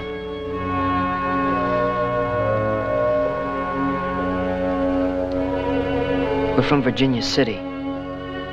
That's where you were heading, wasn't it? Where's your tribe? Ma'am, you better tell us. You're gonna be needing some help, and quick. Ain't no use. She don't understand nothing. Yeah, I won't. Here, help me get her straightened up here so she can eat. Yeah. Come on. Get that under here. Yeah. Now then. Here. This is good Indian food. Good. Eat. I can't say as I blame her. You keep your smart talk to yourself, little brother. In case you know it or not, we got a peck of grief on our hands here. This is good food. It's Indian food. It'll make you strong again. Now, I ain't gonna take no nonsense. You come on here and eat for your baby.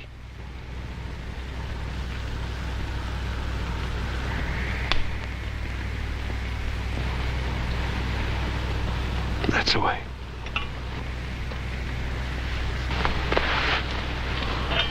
Take it sort of easy at first. Kind of let your insides get used to the idea. That's the way.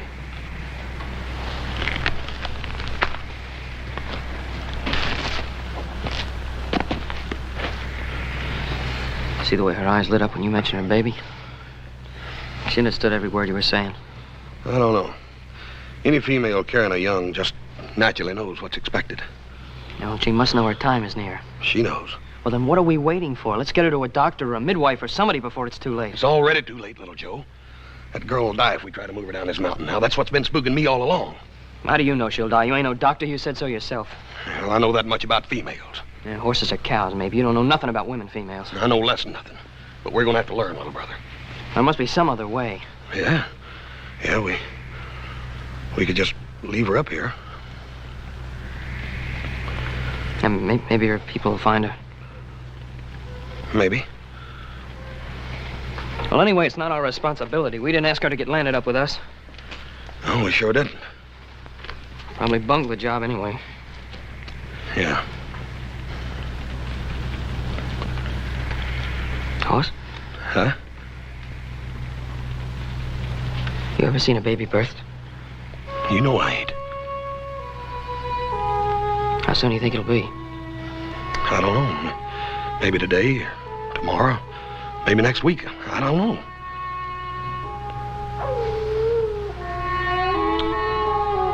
We just better pray the snow holds off. Yeah.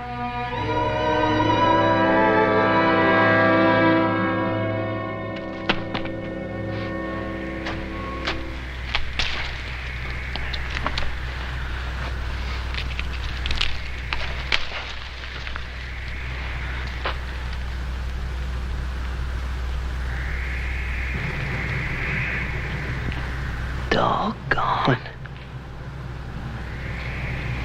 Doggone.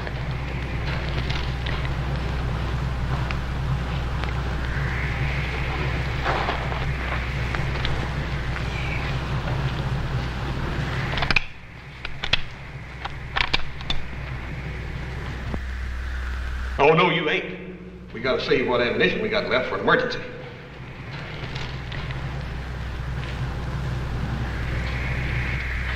I ain't gonna save nothing. Little Joe! Oh, doggone! Thought I told you to save that ammunition. Will you tell that stupid nanny goat to stop grinning at me? Little brother, you sure you ain't just a little bit sun-touched? You ought not to come out of camp without your hat on. I ain't sun-touched. I'm hungry. I spent all day picking these stinking mesquite beans. Look what I got to show for it. Get it. Bushes have been stripped clean. A whole herd of mule deer come through here last night. Tracks everywhere.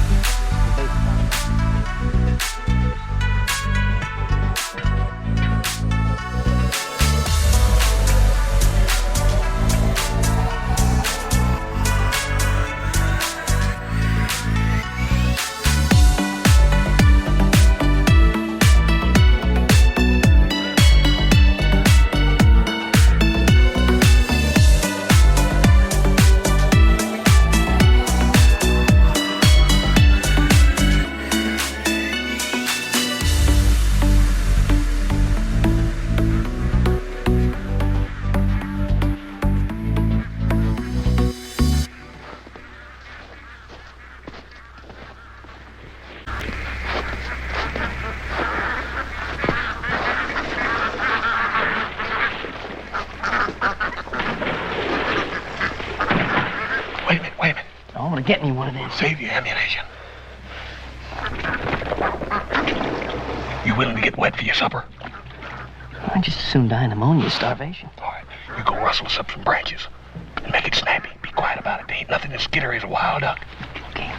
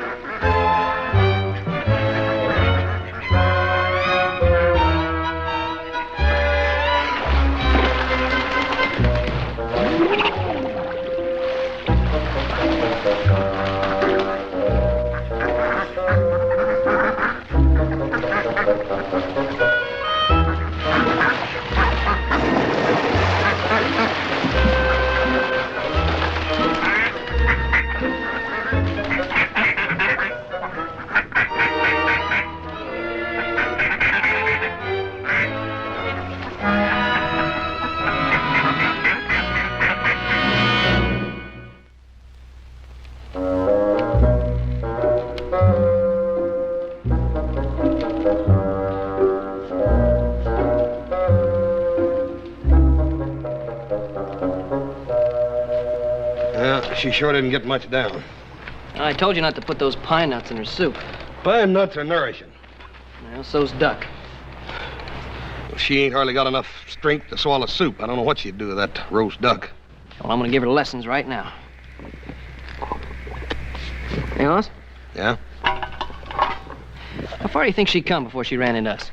Shoshone Nation's 200 miles north of here. Remember she was traveling with her husband. He had an accident or something. Ain't that something? For some reason or other, that girl had to get into Virginia City. I don't think we're gonna find out till she gets good and ready to tell us. Here. Some duck.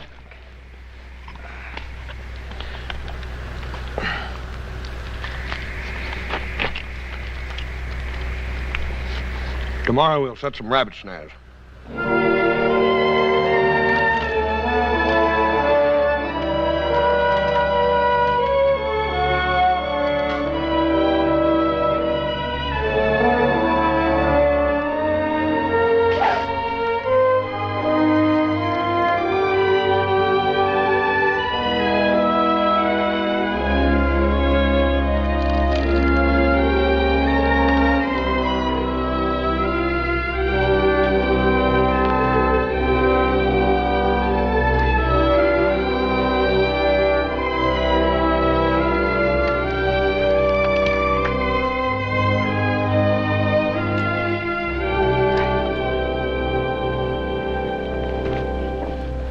Hey, Hoss? Yep. That lake was frozen over this morning. I saw a herd of deer going down through the pass. It's kind of surprising that she don't take the hint, ain't it? Why should she? She's got it made. She's got a nice room, plenty of food. 2 dumb clucks to wait on her hand and foot. Now she's in no hurry.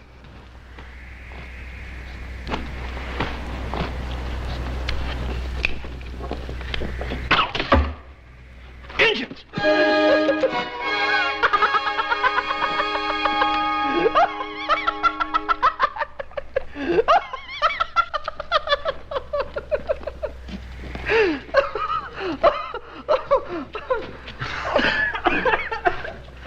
Little Joe, you could have dang near killed me with that stinking thing. You should have seen the look on your face. You look like a hog that's stuck with a porcupine quill. Hey. Hey, the Sphinx has a sense of humor.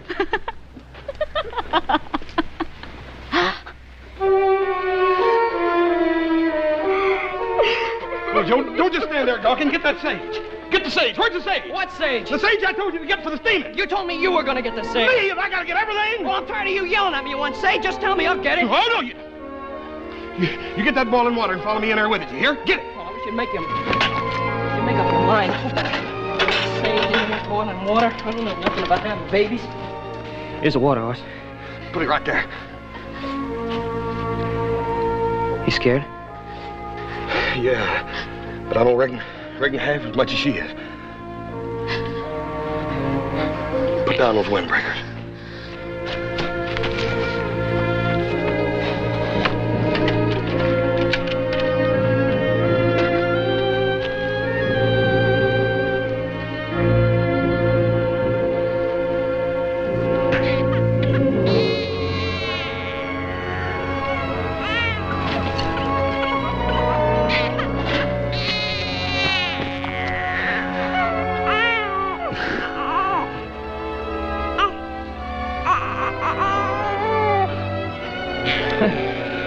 Ain't you never seen a baby before? Here. Here, take him over there by the fire. Now, hold him easy and keep your hand on his back so his little head don't fall down. Yeah. Here, be careful. Don't stumble over them big feet of yours.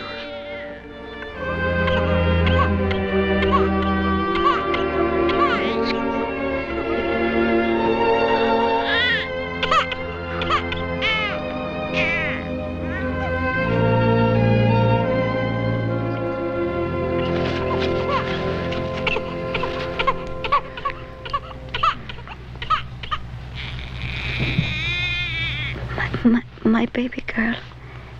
Is she all right? You speak English better than I do. Please tell me. How come you held out on us? Is she perfect? Your baby's perfect.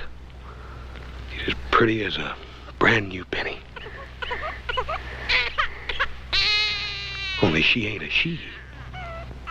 He's a he.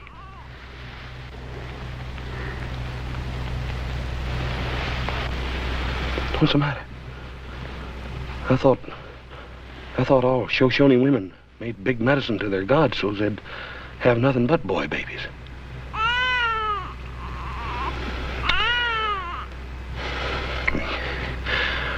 You get some rest.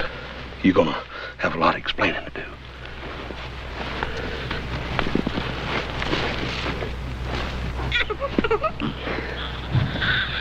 Hey, Alice? Yeah. Did you take a good look at this baby? What'd you do to him? He was all right when I gave him to you. I didn't do nothing to him. Look at him. He's got blue eyes. Ain't no Indian baby ever had blue eyes. This boy's father's a white man.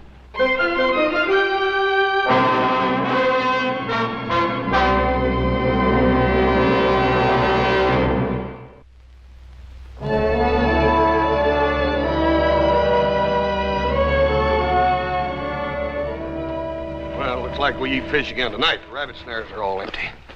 Yeah, well, the fish trap's empty, too. What are we gonna do now? I don't know. Did you notice the sky today? It's clear as a crystal glass. Complaining? I could smell the snow piling up there for almost a week. We got a reprieve. Listen. I don't hear anything. No birds, no wind, no nothing. Yeah, come to think of it, I haven't heard anything all day. Didn't see that old bighorn either. Not a living thing. Paul says that wild animals always know when a big storm's due.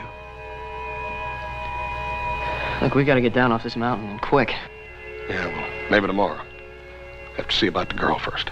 Well, by all means, let's give the lady every consideration. Doesn't make any difference she won't tell us her name. Now, let's be gentlemen and Cartwrights to the bitter end. Oh, little Joe, this has been worrying you like a hound dog with a burr in his rump. Forget it. I reckon she's got her reasons for keeping quiet. Hey, well, I'm gonna find out her reasons, and everything else about her before she gets us in any deeper. How you figuring on doing that? Well, you just watch me.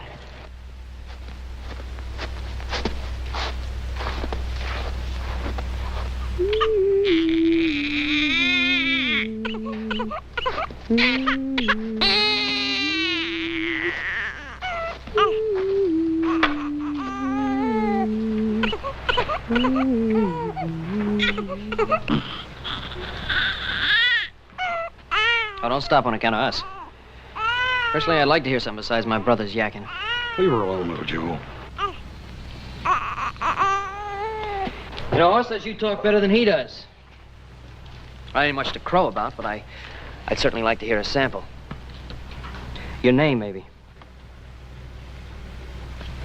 You know, we've been pretty decent to you. I think we're entitled to know a little bit more about you. For instance, why were you going to Virginia City?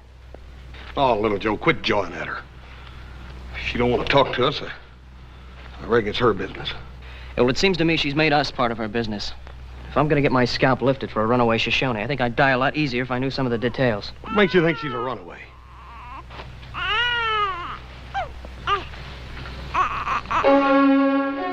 look at her face. You're going to tell me she's not a runaway?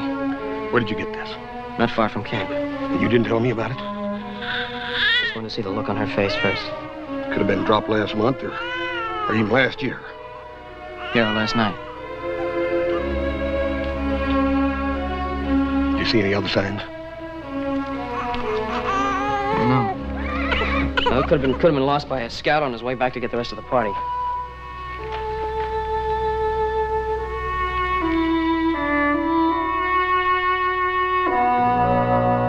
And look, don't try to make me feel like a louse either. I had to find something out, and I found it out. That's all. We didn't do no such a thing. That's a war medicine bag. It's forbidden for a Shoshone woman to even lay eyes on it. No wonder the poor little old thing's half scared to death. Where are you going? I'm going up on that mountainside and take a look around.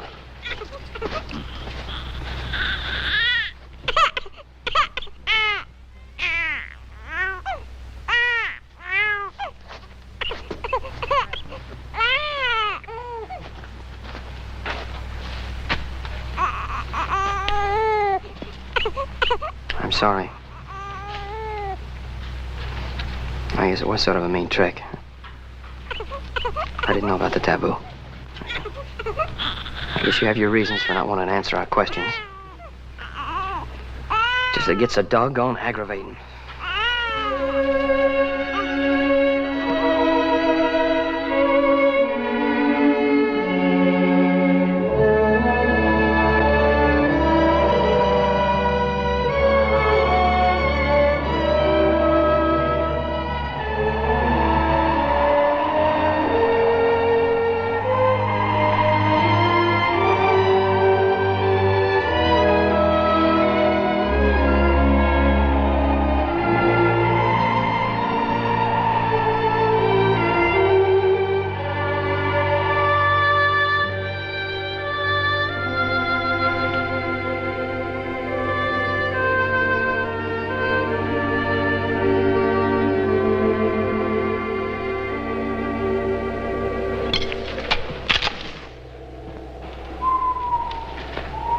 Relax, it's Hoss.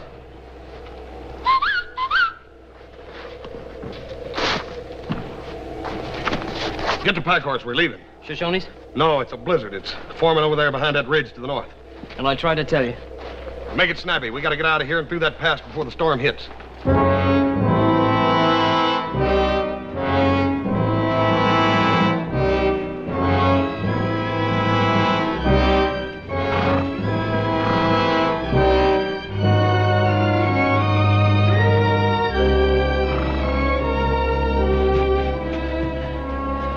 Last couple of miles, I could swear we were being watched.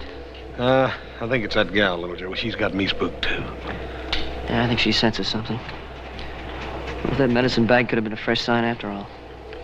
Maybe, but right now, it's what's up there that's got me worried. Yeah. How far do you think it is to the pass? I don't know, about 2 or 3 miles, I reckon. Yeah, we'll never make it before dark. Well, we'll have to make it after dark, then.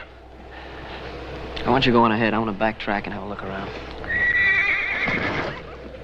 My baby! My baby! Here, just take it easy. I'll get the baby. Whoa, Nip. Whoa. Your baby's all right. It's okay.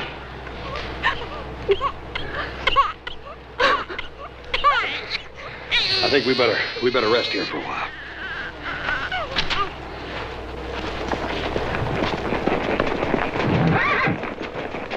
Well, there's no sign of him. Adam, they're a week overdue.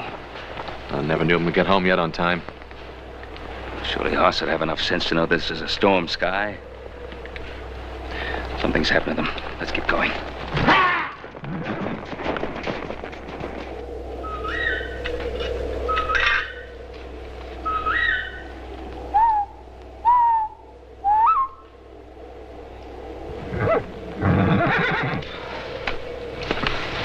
But you said you were going on. Shh.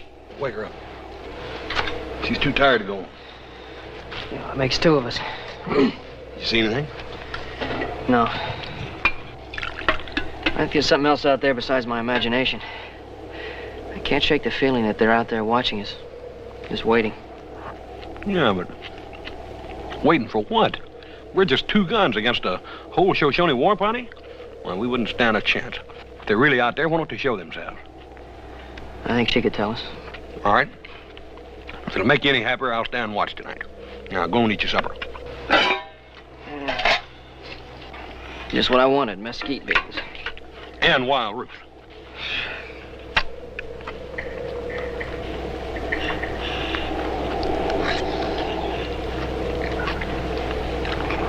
Hoss, would you do me a favor? What? Please don't ask me to go hunting with you again.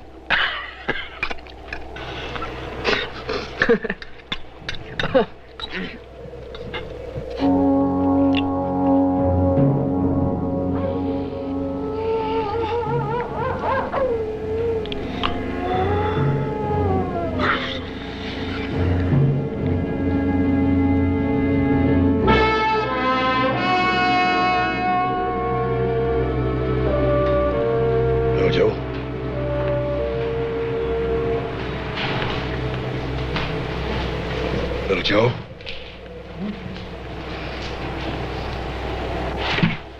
What do you want? Did you put that there? No. And we're in real big trouble. Well, I told you they were following us. What do you think they're waiting for? I don't know. But I ain't planning on sitting here and waiting to find out. Wake that girl up and let's get out of here. Yeah. Hoss. Or some guard you turn out to be. Wait a minute. There ain't no Indian war party that'd stuff these blankets just to fool us. For some reason or other, that gal was afraid I'd wake up and catch her gone. Yeah, but it still doesn't explain this knife or those tracks. Must have been a half a dozen Shoshones in here last night. Yeah. She must have known they were tracking us, too. For some reason or other, little Joe, that gal didn't want them Indians to catch her. The knife was a warning not to interfere. Well, we're going to interfere. Let's go.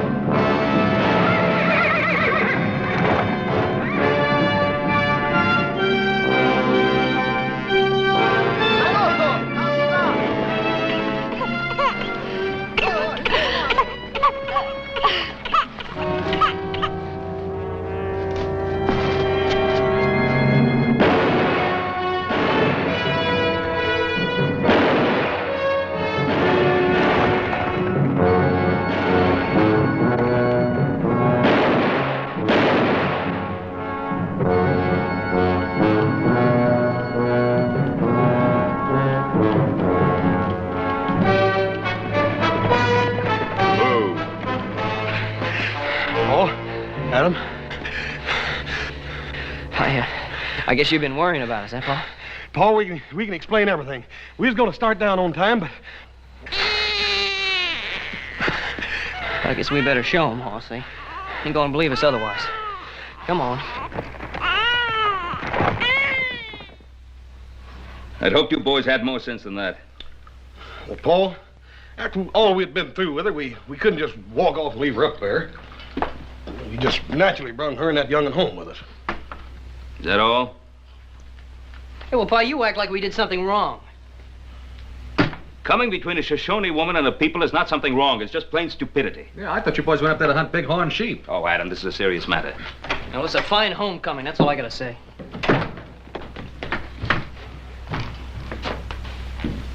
The next time you bring baby home, you bring laundry boy. Hop Sing got no time for washing diaper.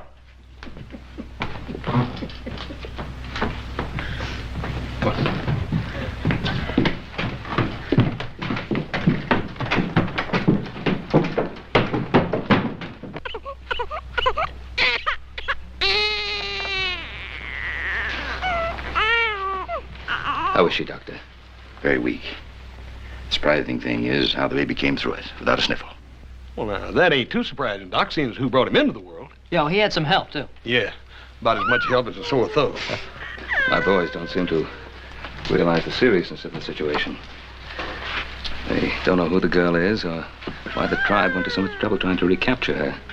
The baby's father is undoubtedly a white man, Ben. That might explain why she's running away from her family. But why they would risk the lives of 4 braves for 1 child? Well, there's nothing more I can do here, Ben. I'll send out a wet nurse for the baby. Thank you, Doctor.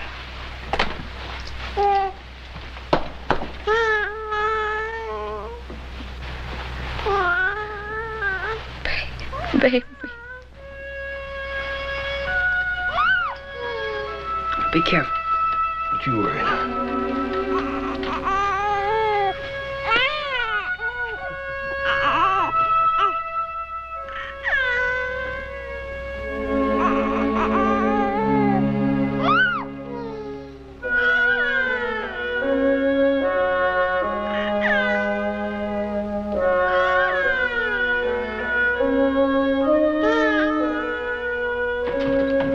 Mr. Cartwright!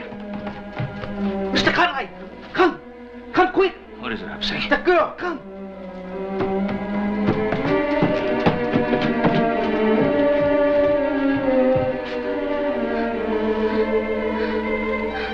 She's burning up. Wake Adam. Tell him to ride into town and get that doctor back here.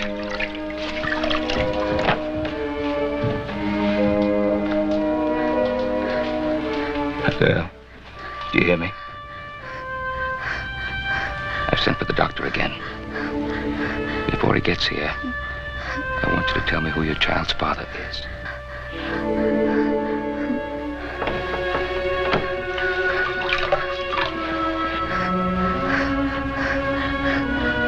You were coming to find him, weren't you?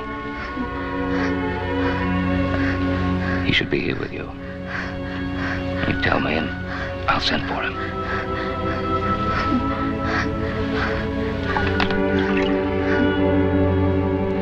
All right.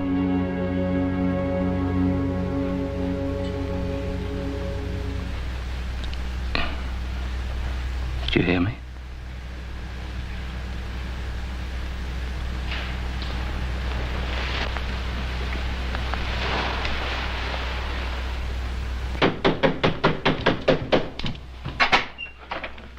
You got no sense, you people? What for you wake up house so late? Tell Mr. Cartwright that Sumner Kyle is here. Yes, sir, Mr. Kyle. You got maybe any particular Mr. Cartwright in mind? Ben Cartwright, of course. Oh, Kyle. Hello, Cartwright. I hope you'll forgive me for coming unannounced. You know Jason, of course. Of course. My son Adam told me you'd return to Virginia City. Is there something I can do for you? May we speak in private, please? Hop Sing, it's getting pretty late. Why don't you go to bed? Well, make yourself comfortable. Thank you. Cartwright, I have a favor to ask. And this time I won't insult you by offering a bribe. Well, at least you learned that much from our last meeting.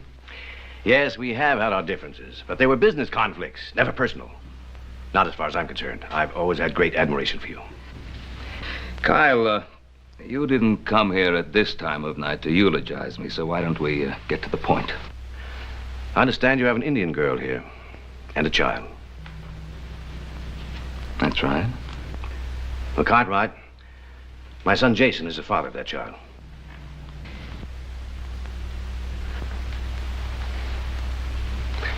Cartwright, you have sons. You must know how I felt when I learned that Jason was involved with this Shoshone girl. We were married. Yes, an Indian ceremony. Hardly a binding agreement. I don't quite agree, Kyle, but Jason, you must have been in love with the girl, or else you wouldn't have married her. I was, and still am. She knew it. That's why she tried to come to me. Why did you desert her? Tell him, Father. I believe I'm the proper judge of what is best for my son. He's right. He's right as usual. It was impossible from the very start. What could I offer her didn't belong to him, including myself. Cartwright, I want you to send the girl and the child back to her people. I'm ready to pay well for her silence. Kyle, you needn't worry too much about the girl. I doubt very much whether she would embarrass you. She's never mentioned the name of the child's father. You mean you didn't know? No, I didn't know. Obviously, she was too much in love with your son to want to cause him any trouble, even though he did desert her. Where is she? Upstairs. Wait a minute, Jason.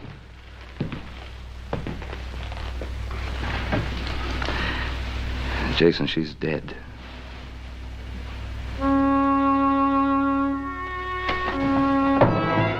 Jason! Kyle, you've had it all your own way. Leave them alone now.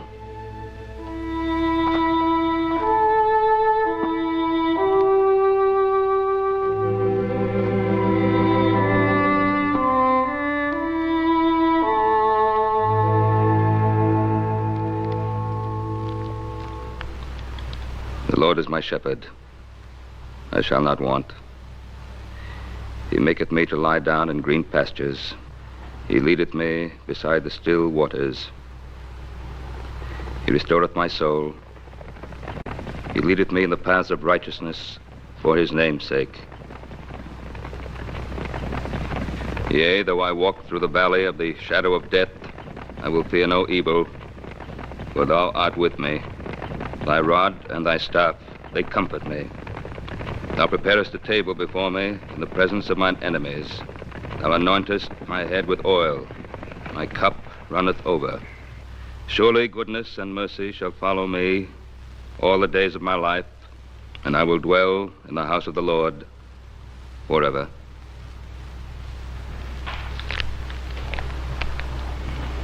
Amen.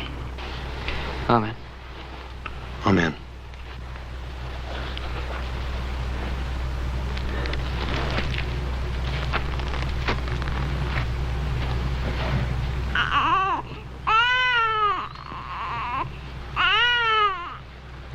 Cartwright, I want my son.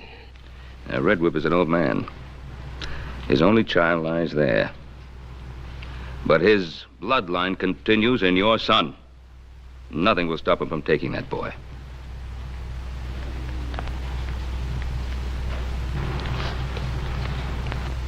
Mr. Cartwright, may I have the boy?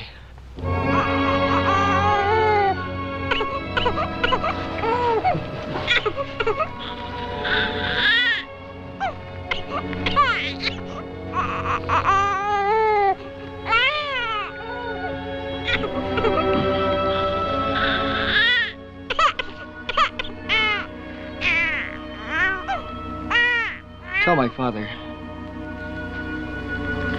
I've gone home.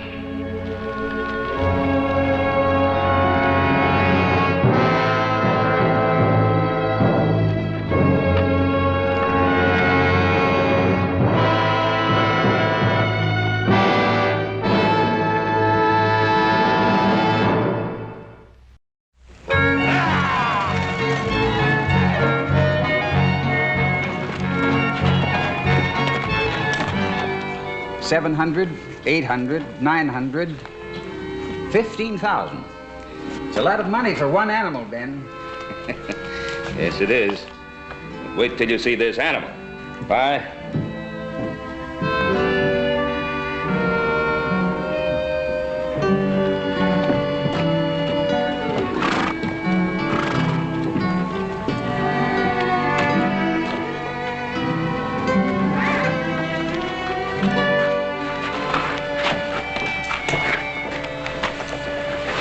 Here's your money belt, son. You sure this is gonna fit around him, Pa? Oh, I don't know. $10,000 for one bull. Sure a lot of money. Don Xavier, now, he's a sharp trader. Now, if you have to go to 12,000, you go ahead. And you two got any ideas about taking a siesta in sunny California? Just forget it. You get back here as soon as you can. Now, don't you worry, Adam. I'll take care of Horse. I won't let him get involved with any of those dark-eyed senoritas. But you worry none about old Hoss. I can take care of them senoritas. Well, you make sure you look after that bull. Don't want anything to happen to him. From Mateo, Segundo, Llamas, and Canada, that's the best seed bull west of the Mississippi. Yeah, that sure is a lot of bull, all right, Pa.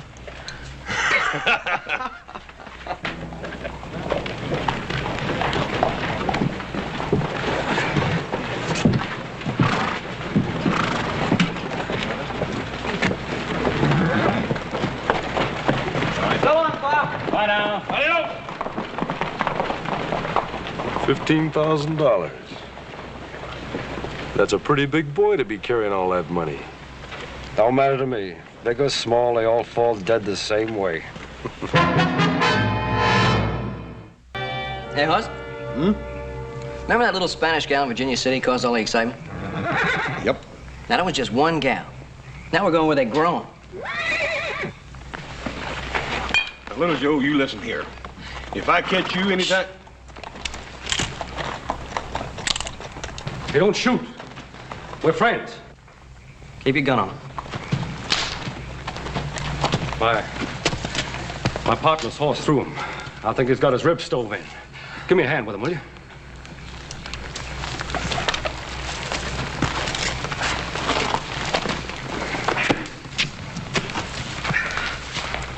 Thanks. Sit down, Arthur. Think you might have a cracked rib? Yeah, it feels like it. Hey, that coffee looks mighty good. Go ahead, help yourself. Here, let me look at it. Use that gun, I'll kill your brother. Now, let's have that 15,000. 15,000? Are you kidding? Think I'd be eating beans if I had $15,000? Get it. Look, Little Joe, when two fellers want it as bad as these two do, I reckon the only thing me and you can do is give it to them. How about Horse? Little Joe, give it to him. All right.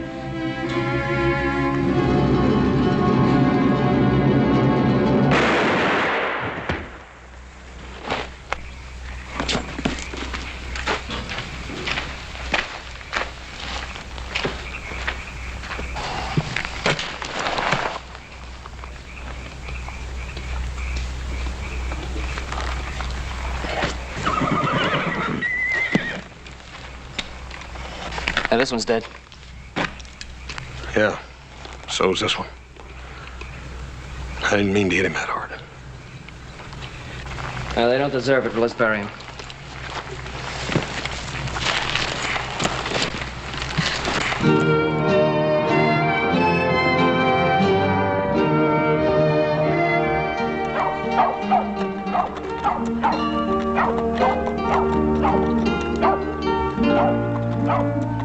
The dogs are barking the strange people's bark. Americanos. 2 of them. Handsome? Uh-huh. One of them. If I were only 20 years younger. I am. And betrothed, no? Now there is the vision of a man, Tia Teresa. Such insupportable wickedness. Once marriage bans are posted, may the saints defend us. Floriana, use oil of roses in my bath and be generous. Sí, niña. I'll wear the white lace and the manton de Manila. Ay, Dios mío, she should have been married a year ago. There will be trouble. Senor Cartwright? Senor Joseph Cartwright? Si, senor. You must be Don Xavier Lazaro. That's right. It's my brother, Hoss. How are you, sir? Hoss? Well, I got another name, Eric. But nobody ever calls me that except Paul sometimes when he's kind of sore at me. You just call me Hoss. Hoss? Hoss, El Caballo. Ah, sí. Mucho gusto, Senor Caballo. Pasamante, senor. Hey, my name ain't Senor Caballo. Come on. Eduardo, come in. You're welcome. This is Senor Joseph Cartwright and his brother, Senor Caballo Cartwright. This is Senor Eduardo Vasconcelos y Montalban, my neighbor and soon to be my son-in-law. Caballo? Well, not exactly. My real name is Hoss. Tengo gusto, servidor de ustedes. Yeah, likewise. How do you do? You do not speak Spanish, senors? Well, not nearly as well as you speak English, I'm sure. Here's to the acquisition of the finest seed bull in the Western world. Prometheus el Segundo, Llama Encanado. Ain't that pretty much of a mouthful? Oh, the vaqueros call him El Rojo Grande. Big Red. Yeah, Big Red. That's much better. We call him Big Red. You surprise me, Don Xavier. You are selling Prometeo? No, I still have 2 of his young sons. And what have the Yankees done to deserve the best Hereford bull in all California? Oh, we don't want to take all the credit. I think that our $10,000 had a lot to do with it. $10,000? You are much too easy, Don Xavier. Eduardo, we agreed on a price this morning. The matter is consummated. That is American thievery. He is worth at least 20. Please, Eduardo. These gentlemen are guests. Oh, 1,000 pardons, Don Xavier. Forgive me if I have offended by being too loyal.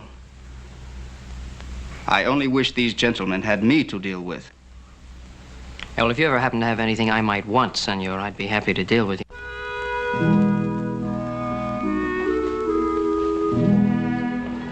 Cayetana? Tia Teresa? Donna Maria Teresa, Cayetana. With your permission, may I present Senor Caballo Cartwright. Senor? And his brother Joseph Cartwright. Senores? I have great pleasure to meet you, senor. I have greater pleasure, ma'am. Let me give you some wine. Come. Senor Cartwright, it was my impression that Americans excelled in all things. How is it that you must come to Monterey for a bull? Well, they got Herefords back east. Henry Clay imported them in Kentucky way back in 17. Besides, our Paul wanted Big Red. He's got the best bloodline. I'm aware of this, senores. I think Eduardo hoped to buy Prometeo for himself. Eduardo, you should have spoken sooner. Prometeo does not belong to me anymore. Shall we go to dinner?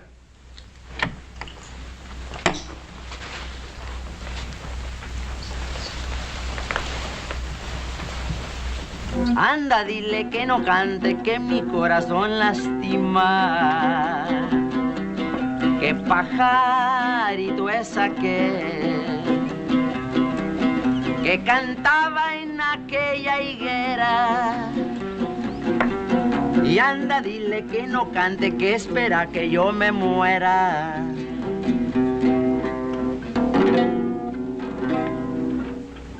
Epifanio, what is the matter? They sold El Rojo Grande. Don F. Sears sold El Rojo Grande. How many times I told you not to say a big lie to your papacito? It is true. I heard them say so. I was at the window of the hacienda. Don Javier, he can never do such a thing like that. To whom did he sell it to? 2 men, Americanos from the high country. The poor bull, the poor torito, he will freeze to death in such a countries like that. You know how our son feels about El Rojo Grande. Valiente, do something to help him, por favor. I will do something. I will pray. I will pray to Saint Jude the Obscure. He is the patron of the impossible things. Papa, can't you pray to a saint better known? Like Saint Francis, the one who loves all animals? Saint Francis, I will pray for him also. Meanwhile, let's sing, let's be happy, let's be happy. Qué bonito pajarillo que cantaba en aquella lima. Anda, dile que no cante, que mi corazón lastima. You will not go to the cold country in the hills, where you will starve. What a wickedness to send you to such a place. and no one to brush you and scratch the places where flies bite. Those Anglos will want to eat you. Don't look like that. They won't eat you. They won't even take you away. My father, he is praying. Do you think the good saints will let them do this wickedness? My father, he is praying to St. Jude and St. Francis, and my mother is also praying. Me too. I am praying. But maybe the good saints aren't listening so good today. I won't let them take you. Honest, I won't.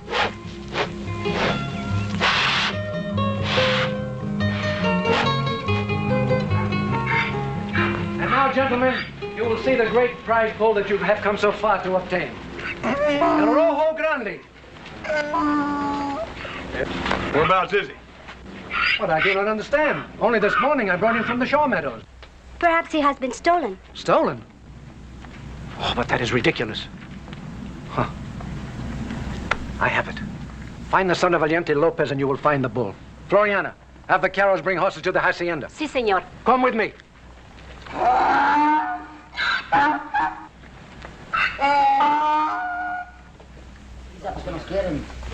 Valiente. Sí, señor. Where is your son? My son, Epifanio. Sí. I don't know, señor. Well, ask your wife. Es my wife.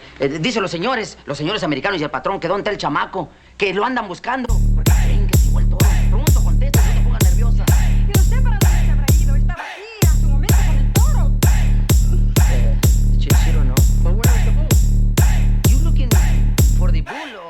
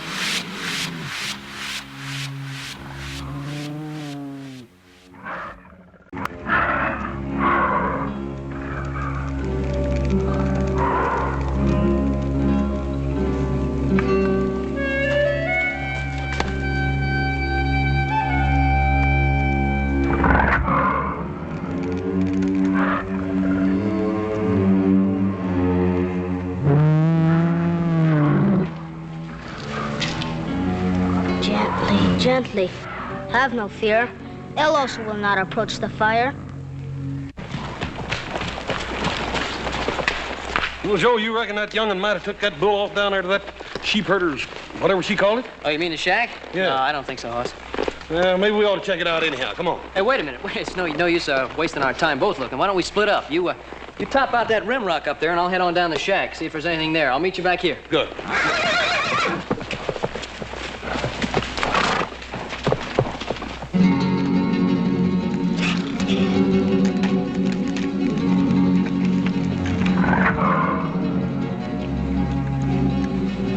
You see, Rojo Grande? El Oso has gone away. There is nothing to fear. Rojo Grande, my dear Rojo Grande, I love you. I won't let the Americanos take you away. I will keep the fire bright. No bears or bad things from the dark will come to harm you.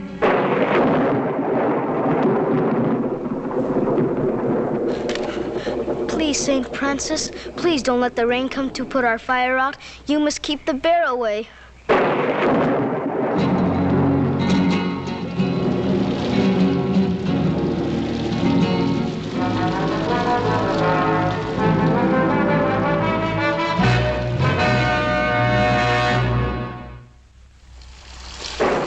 It's not much of a rain, but it sure came up fast. The storms are always sudden here, and very strong. Yeah, I know. How'd you manage to get away from your father? Oh, it was simple. He went one way and I went the other. Oh, that's fine. Are you not pleased that I did so? Sure I am. You are a gentleman. Are you not? I think so. And I can trust you. Can I not? Well, sure you can. Then why don't you kiss me? Why don't I kiss you? Are you afraid of Eduardo? Eduardo? Are you afraid of my father? Father? Oh, look, I'm not afraid of anybody. You know, why don't you go over and sit over there? Then you won't have to be afraid of me, and I won't have to be afraid of me. I think it is disgusting. You are just like a Spaniard. You think all women are without virtue. Well, I didn't say anything like that. Oh, but you thought it. Always we are kept behind bars or watched by some old eagle of a duenna until we marry. And then our wicked, jealous husbands watch us and spy on us until we are old and fat and dead. Hey, well, I still didn't say anything about you. I have been told that the Americanos treat their women with respect and trust. Well, we do, but Then we kiss just... me one time and prove it. Well, And prove it. Prove it.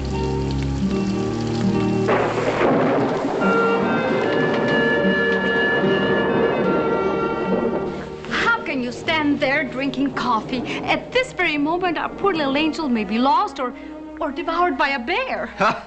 Cayetana knows every meter of this Rancho Donna Maria.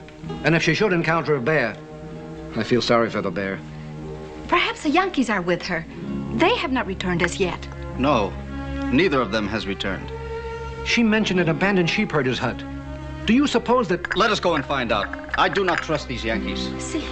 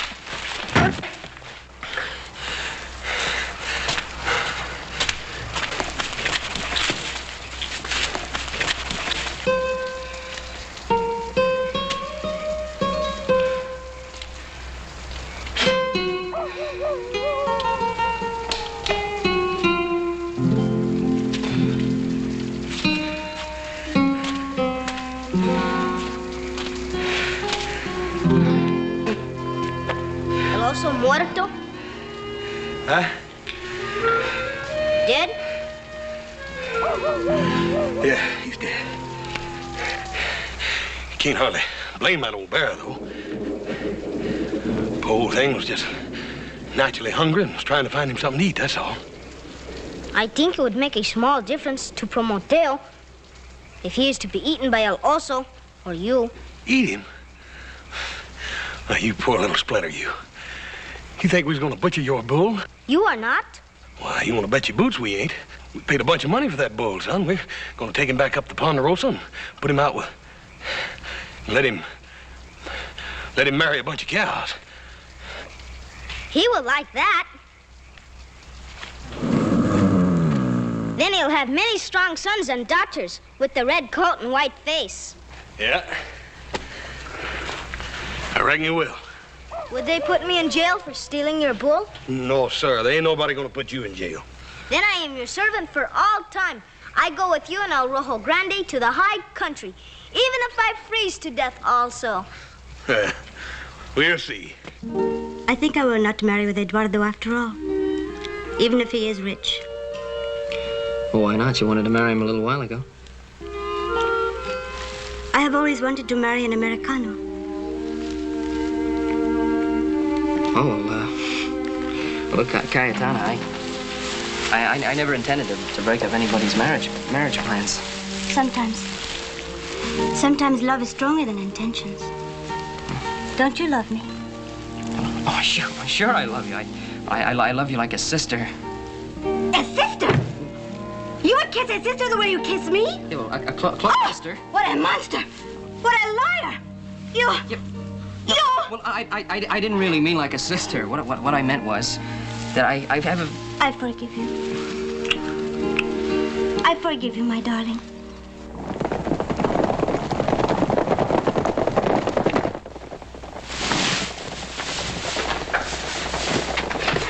It is Eduardo and my father. They will make you marry with me. Oh, no.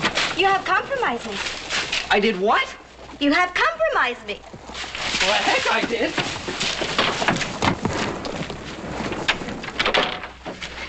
Father, thank heavens you are safe. I was so worried about you out in that dreadful storm. And why did you slip away from me in the dark? Why did I slip away? Why, you... Where is Senor Cartwright? How should I know? Come, we will return to the hacienda.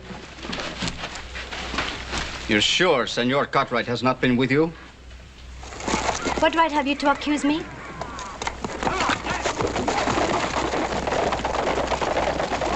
I am your husband-to-be. I am not so sure about that. We will discuss that later. But one thing I am sure of. If Senor Cartwright has been with you, I will kill him.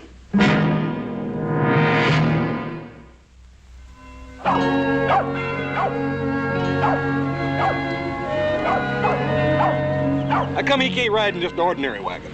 Because, senor, he is not an ordinary bull. This animal has traveled 12,000 miles around the Horn, and he must continue to travel in comfort. Yeah, but $500 worth of comfort just for a bull. Ah, soft as a bride's bed. Sounds like highway robber to me. All just for a bull. Now, this is just not a bull. This bull's name is Prometeo. I know, I've heard all that, but to me, he's still just plain old Rojo Grande. Now, point is... Horse, you know, there's a lot of things more important than a bull. You know what I mean? So why don't you just give him the money and let's get out of here.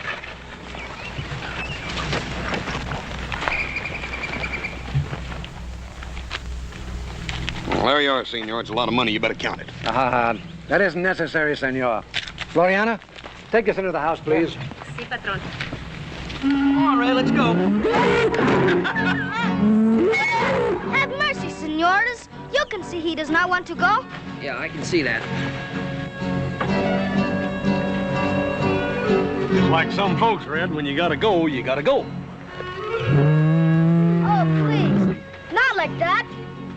I will show you.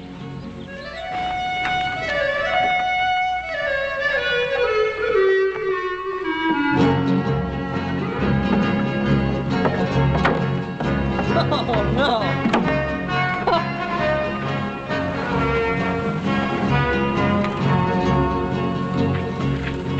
Forgive me, Rojo Grande. Forgive me. But when you got to go, you got to go. Adios, Senor Lazaro. Adios, adios.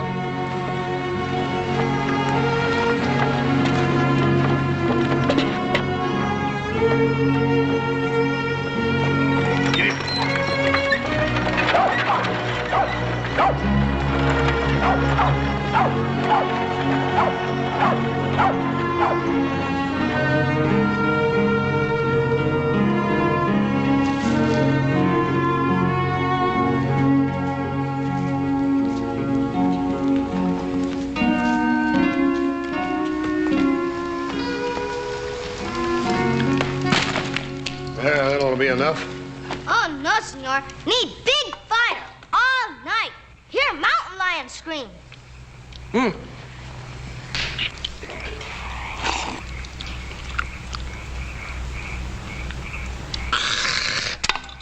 Thanks a lot. What was that? It is all right, senor. It is only my mama and papa. Your ma and pa? Si, senor. One of the burro have baby, and they cannot travel more faster than a baby burro can walk. Pajarillo barranqueño, y anda dile que no cante, que espera que yo me muera. Sorry to be late, señores. But it was the baby burrito. But tomorrow, we start an hour before you. Good. But where you going? Where we going, señores? I don't know. Don't you? Yeah, hold on just a minute. We done took on one young'un, a fancy wagon, and a team of horses that we wasn't counting on. And if you think we're going to take... Senor, a person's mother and father always go where they go. You would make me an orphan, and my mother and father childless. Oh, no, senor. You are too kind-hearted for that. Well, this kid's got you all figured out. Besides, we can always use a little help. And I am a very strong arm. Yeah, well, we don't need no strong arms. Oh, señor, mi hombre es un buen trabajador. Besides, my wife, she cooks. Yeah, well, I don't care what she is. You say she's a good cook? Ah, for the angels. Muy sabroso. Cooks things like what? Ah, arroz con pollo, tamalitos, enchiladas, tacos, burritos, guacamole, chile, mucha machicueca. Qué barbaridad. Nomás dígame. Hey, Hoss, you're putting on 10 pounds listening to him. You just hush up, little Joe. I ain't about to separate these folks from that poor little old boy. Oh, no. Or you from that cooking. You can stay. Te lo dije que eran muchachos muy bien, hombre. Muy buenos, muy buenos. Ándale, prepara pronto la comida para que les den de You help comer. me prepare the fire. Tonight, we prepare something very special. You hear that, little Joe? Something special. You won't have to put up with that rabbit stew of yours no more. What'd you expect me to make out of rabbits? Roast turkey? Yeah. Tin, tin, tin, tin, esta noche va a sonar. Campanita, tin, tin, tin, tin, eso de la noche se... Hey, Epifanio, you're eating 2 suppers tonight, like Senor Caballo? Not for me, for El Toro. Bull? Enchiladas and beans? El Rojo Grande like to eat what people eat. And little people, food is good for him. Epifanio, you're gonna spoil the bull. Then he will think he is a people. He is a people.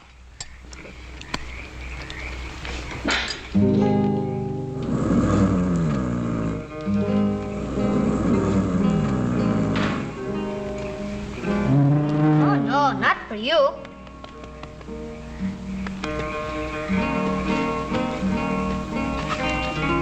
I brought Your Honor some food.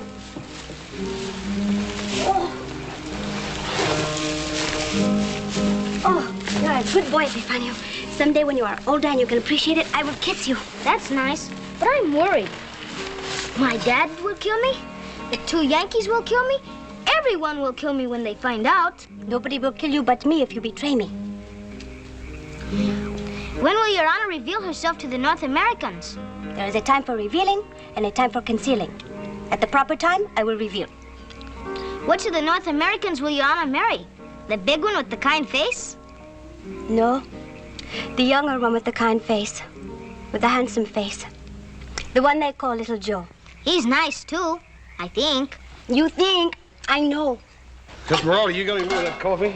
Oh, seguramente, patron. Plenty more. I want to give a cup of it to that bull.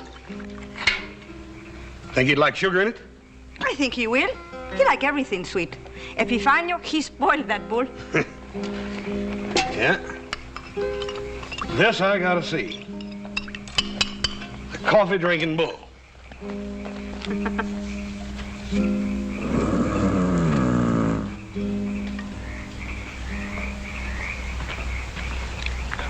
How does Jana tell which is best?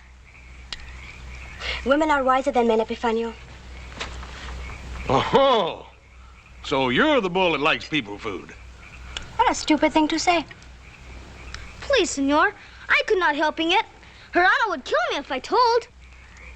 Oh, yeah, but, Senorita, what are you doing here anyhow? Matrimonio. Matrimony? Her Honor going to marry your brother, Joselito. You and little Joe marry? You are pleased, no? Well, yeah, I reckon I am, but does little Joe know about this? Oh, not yet. He will be told at the proper time. Well, when's that? When my father arrives with pistoles and rifles to protect my honor. Hey, wait a minute. This ain't no shotgun wedding. Shotguns? No. Everybody knows shotguns are for the birds.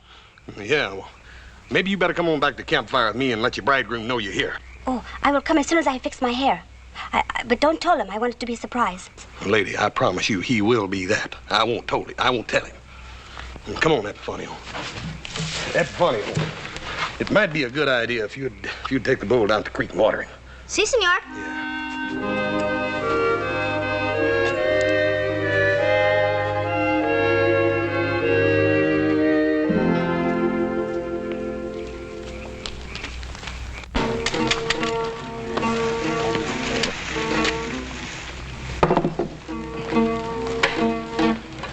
Pretty good, huh, Hoss? What do you think?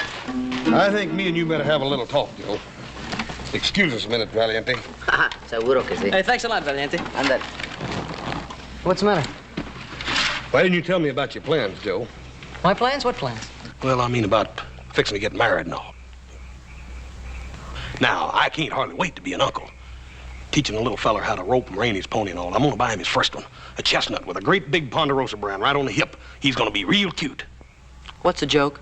I want to know what happened between you and that Don Xavier's daughter last night. Hey, who told you about Never that? mind where I learned about it. Just tell me what happened.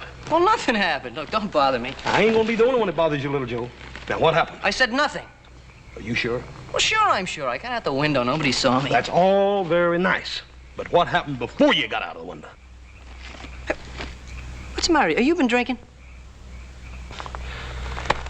I just want to help you, little Joe. You're in a real fix. What fix? Joselito. That one. Joselito. Oh, no. Oh, yeah.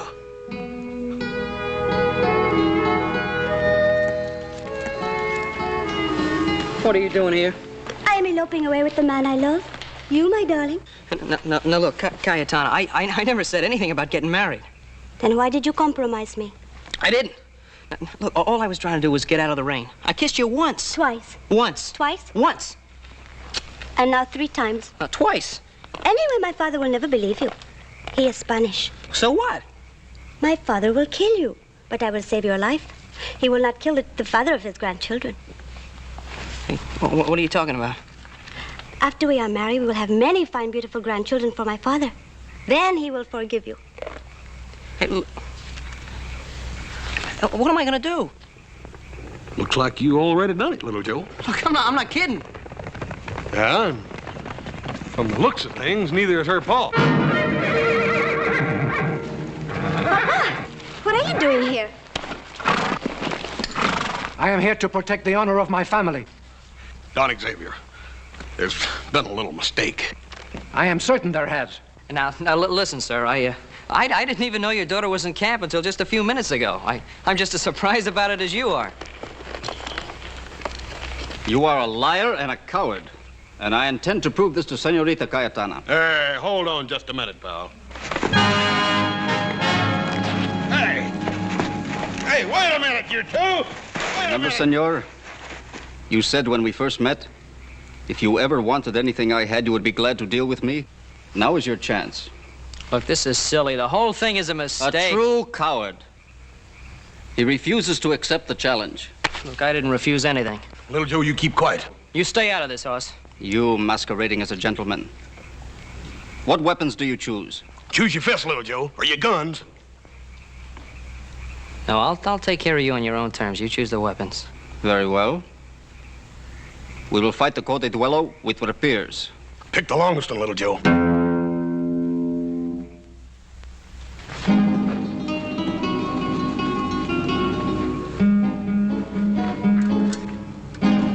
On guard. Engage.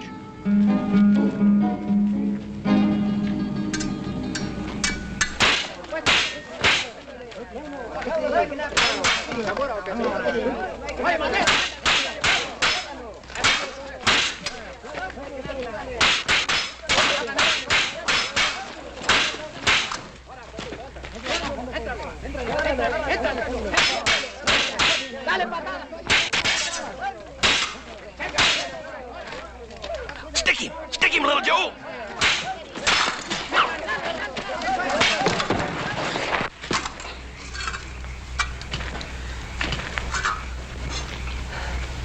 Well, let's not quit now.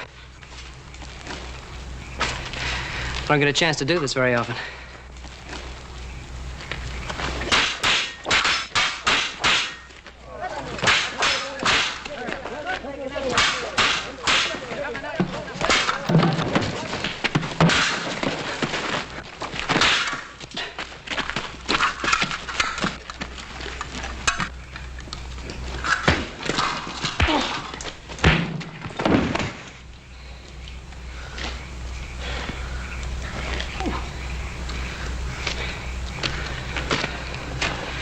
Guess I should have used these in the first place. Shoot, little Joe. I knew you could whoop him all the time anyhow.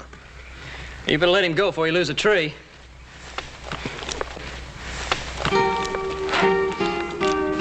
You still ain't solved your shotgun weapon problem yet, little Joe.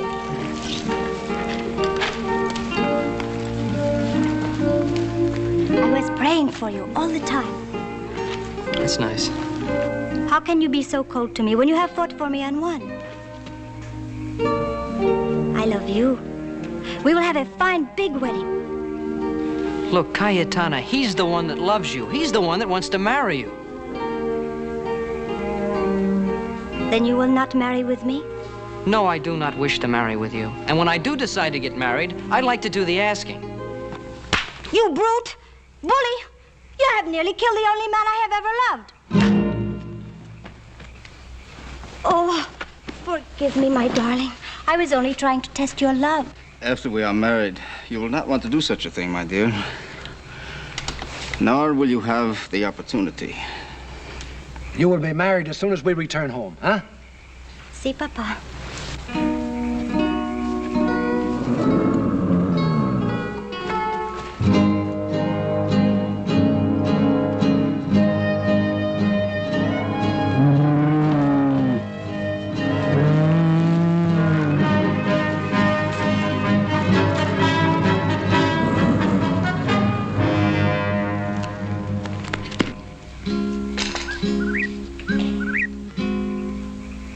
Valiente.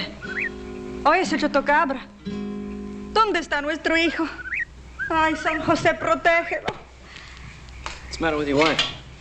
She have heard the chotacabra. You know, chotacabra is those birds, how you call them? Whippoorwill? Whippoorwill, that's right. And you know those birds, they are very mala suerte. That means bad luck. That's why she is worried that Epifanio didn't return back from Creek. Don't you worry none about Epifanio. That bull ain't gonna let nothing happen to that boy. Hey, you know, he has been gone a long time, Walsh. Maybe I better have a look.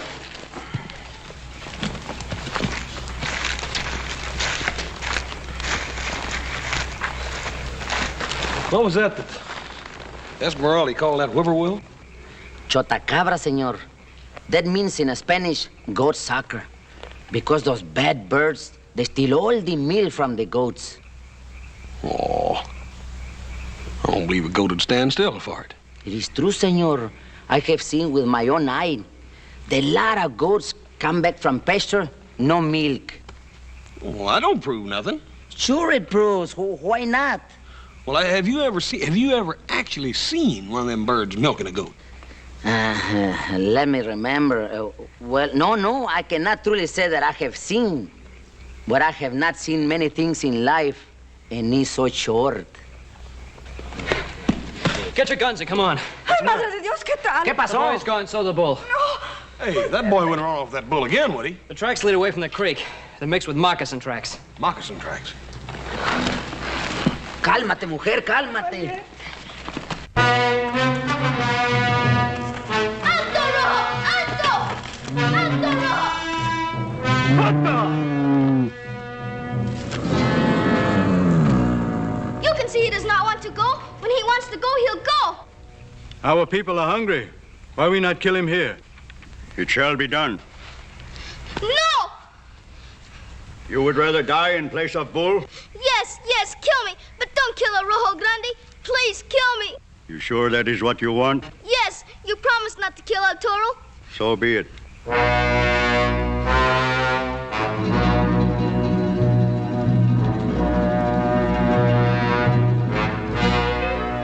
You're very brave for one so young. Why? From my father. His name means brave. Valiente. What is your name? Epifanio. Why? I was born on the 12th night. The night that the wise man saw the star in the sky. Then he knew the Lord Jesus was born. The one they nailed to a tree? On the cross. I have heard the story. You have the heart of a true warrior, little one.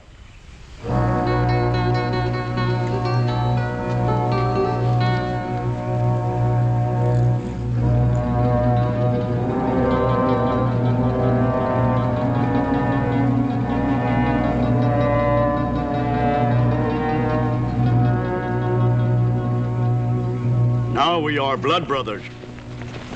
All right, hold it. All right, what's going on here? Epifanio, you're bleeding. Me and Chief. Blood brothers. Are these your people? Yes. Take your bull. Go in peace and always be brave. Buenas noches.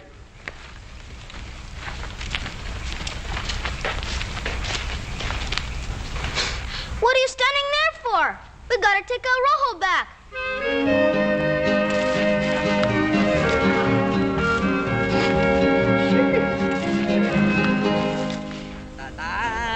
La la la dira.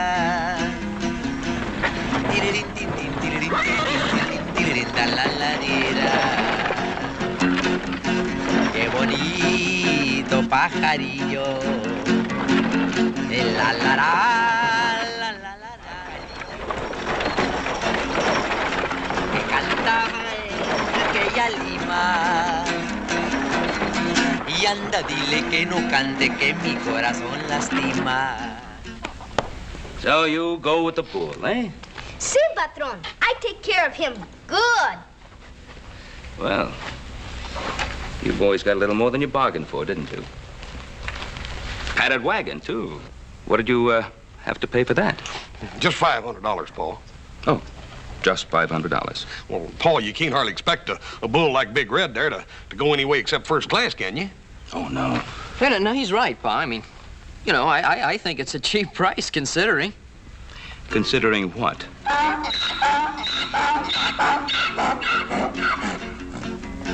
Que cantaba en aquella lima. Y anda, dile que no cante, que mi corazón lastima. Qué bonito pajarito que cantaba en aquella higuera. Y anda, dile que no cante, que espera que yo me muera. Buenos días, señor. I am your obedient serviente. Who are these people? Well, tell him who they are, little Joe. You tell him. Well, one of you tell me. They are my ma and papa. We could separate the boy from his mama and papa. And, Paul, his mama's the best dang cook you ever seen. Well, we certainly have enough room for them. Welcome. Welcome. Ay, Chihuahua, te lo dije que era muy buen patrón. Ándale, llévate la guitarra pronto. Y tú a trabajar, ándale pronto. Te lo dije que era muy buen patrón. Ándale pronto, vamos. Well, Adam, you thought these boys would have a lot of trouble bringing that bull up here, eh? I guess I was wrong, Pa. You sure you didn't have any trouble? Not a bit. Well, a little bit. Like when Big Red almost got cut up into steaks by those Indians. Indians? Yeah, but that never would have happened except Little Joe was busy fighting a duel. Duel? Yeah, well, otherwise I'd have had to get married. Married? Yeah, but that was right after Horse fought the bear. Oh, bear? That wasn't nothing. You ought to seen the way Little Joe gunned down them two bushwhackers that tried to steal our $15,000. But now, just a minute. Who you trying to kid? It's certainly a lot of bull. Yes, sir, it sure is.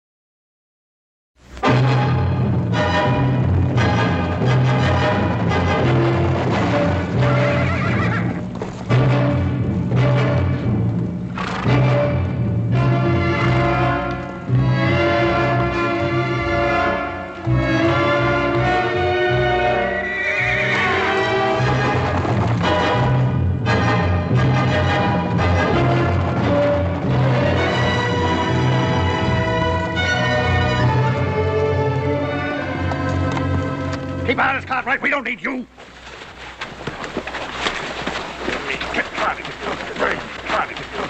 Stop her, somebody. Don't let her see this.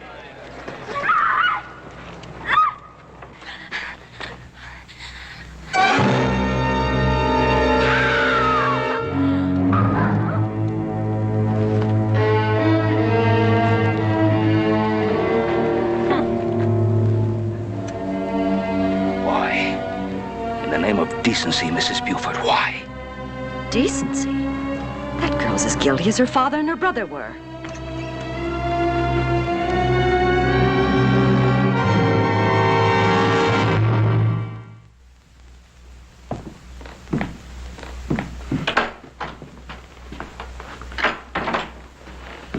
Well, how is she? She's resting. She's in deep shock. I believe I could have made that diagnosis. Now, don't take your moral indignity out on me, Ben. I don't mean to, Paul. Just when I think of people like that Mrs. Buford, one of the so-called leaders of our town. Give her these. One every 4 hours. The only thing else I can prescribe for her is time. How about prescribing a little kindness and affection? About the kindest thing that could happen to Lita Malvet is for her to get out of Virginia City as soon as possible. Give the people a chance to forget about the two men, her father and brother, murdered. But when she leaves, she ought to go of her own free will, not because somebody threw rocks at her and drove her out. You may be right, Ben. Goodbye.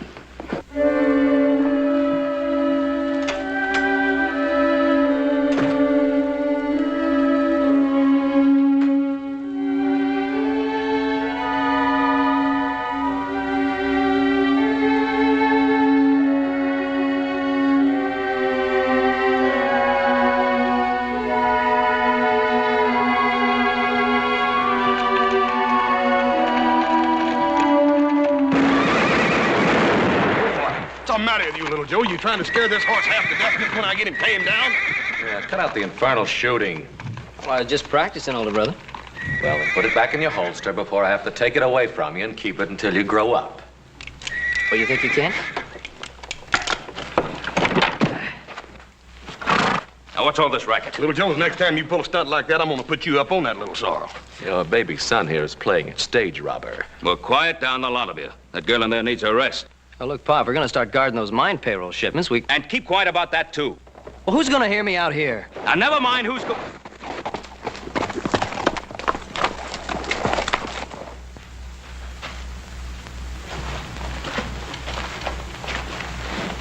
I can't say you're welcome on the Ponderosa, Renton. I figured I wouldn't be. And why are you here? Ask about Lita, that's all. I'll tell her you asked about her. I'd sure like to see her, Mr. Cartwright. I don't think that would be best. I appreciate what you've done for her, Mr. Cartwright. I just stopped by to say thanks and see how she was, that's all. Paul, can't do no harm. It might do some good.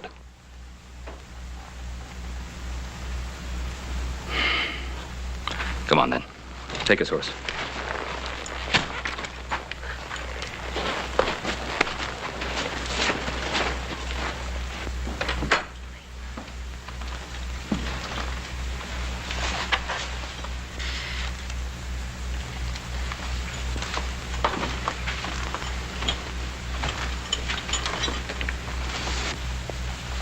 Clay, I needed you. I tried to find you.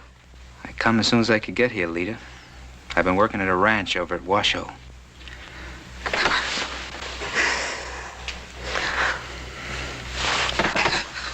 What am I going to do, Clay? I want to go away from Virginia City. Running away not's going to help anything. I found that out. But the talk, Clay, facing them every day. As long as you know the talk is lies, it can't hurt you, Lita.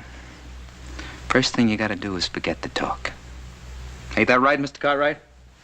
Well, the doctor did say she needed a lot of rest. Sure.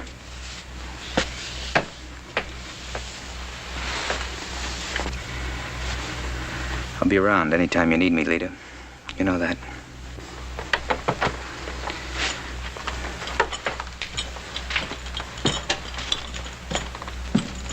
Now, you get a lot of rest, just like the doctor said.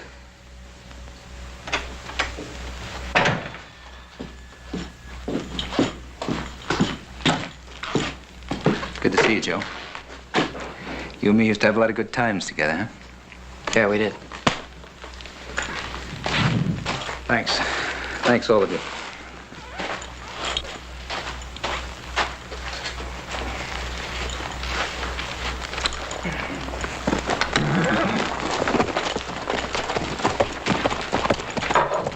Well, that's all we need. Somebody like Clay Renton snooping around. I don't think he's snooping around, Adam. I think he meant what he said. You know, he's just a little bit older than I am, and he's already got 2 prison terms behind him. Yes, and about 8 or 10 more ahead of him, more than likely. Paul, don't you think maybe you ought to talk to her about him? Now, son, there's one thing that a man can't do, and that's tell a woman who to love and who not to love. Yeah, I reckon not. You boys have nothing to do? Yeah, come on, little Joe. Well, what's in your mind? The girl? She's been here 3 days now. What are you going to do about her? Well, what do you want me to do? Throw her out while that mob in Virginia City is still in a lynching mood? We have an obligation to ourselves, too. Such as? Guarding the payroll shipments. Look, whether we like it or not, the only associates Lita's ever had in her life have been outlaws. Now, I just don't like the idea of somebody like Clay Renton hanging around the Ponderosa.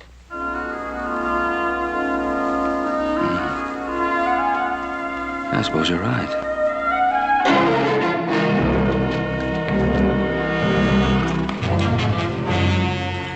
Why don't you do something for a change and rustle me up something to eat, huh?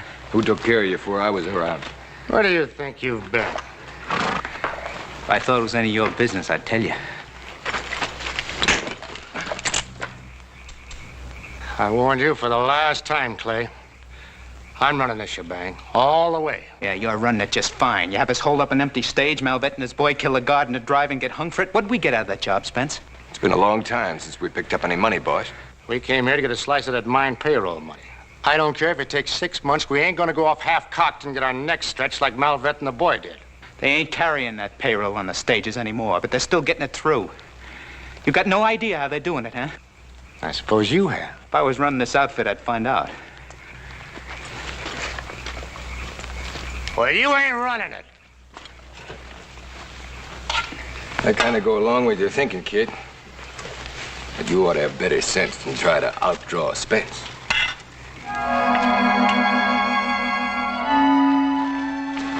Thanks for taking care of my chickens, Horace. Oh, that's all right, ma'am. I plumb enjoyed it. Me and them chickens got to calling each other by first name.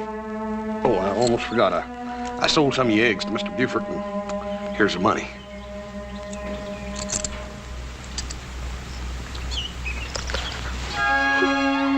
Oh, ma'am, there ain't no cost for that. Nobody's ever been as good to me as you folks have. Well, we'd better get this little lady home. Bye, Miss Lita.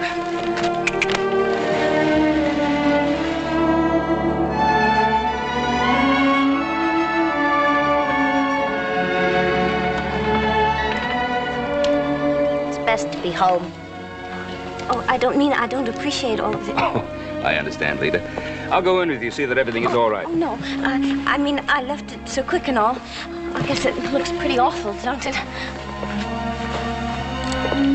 Now, Lita, you do believe that I want to help you every way I can, don't you? You and the boys think maybe I ought to go away from here, don't you? I think it would be best. Mr. Cartwright, I haven't got any place to go. Do you have any plans, then?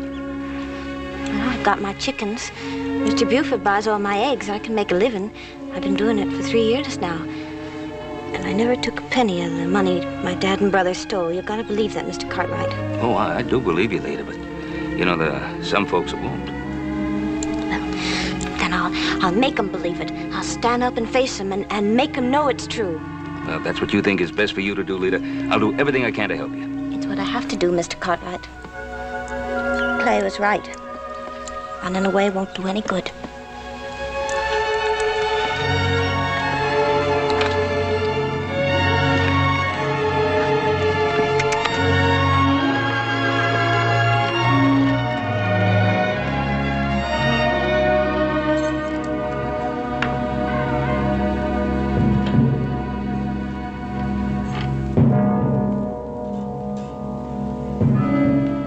Welcome home, Lita.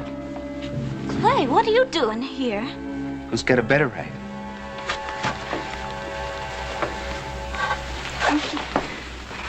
What's the matter? Weak of those high and mighty Cartwrights make you too good for me? It's not that, Clay. What is it? It's just that you take me for granted. Take you for granted?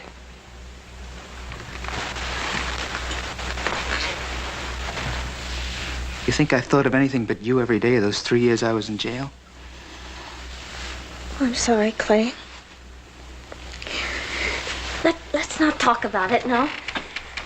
Let's just remember that it's over now and we can get a fresh start on things. You bet we will. We'll have lots of good times together, too. It's more than that, Clay. It's having people look up to you, and it's walking down the street knowing that nobody's talking about you behind your back. Wait a minute. What do those Cartwrights do to you, anyway? They treated me like a lady. Well, honey, ain't you one? Come here. It's been a long time, Lita. Don't let those Cartwrights give you any fancy ideas. They ain't like us. They treated me good. But I'm your kind. And don't you ever forget it.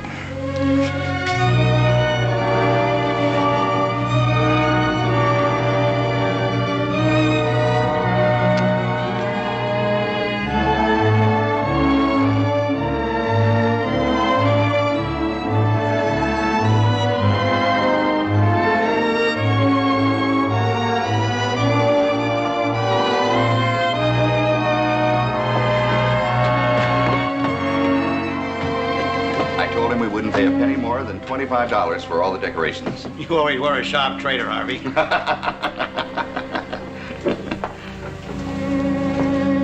I buy eggs from her.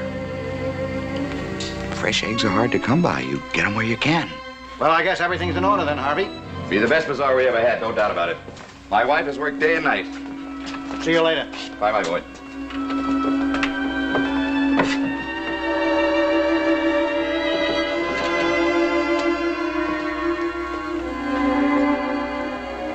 Well, Lita, so you brought me some more eggs.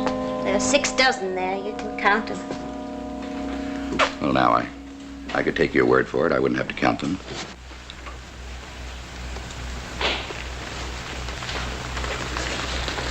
They'd look awful pretty on you, Lita.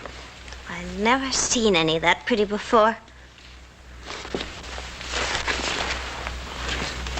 And just your size, too. If you'll finish counting them, I'll take my pay for the eggs now. You ought to have these shoes, Lita. I can't afford them. If you'll give me the pay, Mr. Buford. You can afford them, Lita. You got a pair of shoes, Lita? I told you I couldn't afford them. I just want to be nice and friendly. I could come out to your cabin of an evening once in a while and pick up the eggs.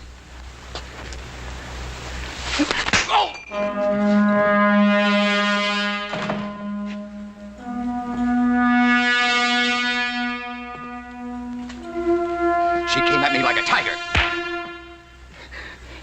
I caught her trying to steal. These.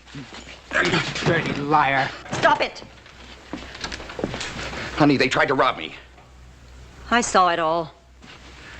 She's a thief, just like the rest of her family. Take me home, Clay. Please take me home. Come on.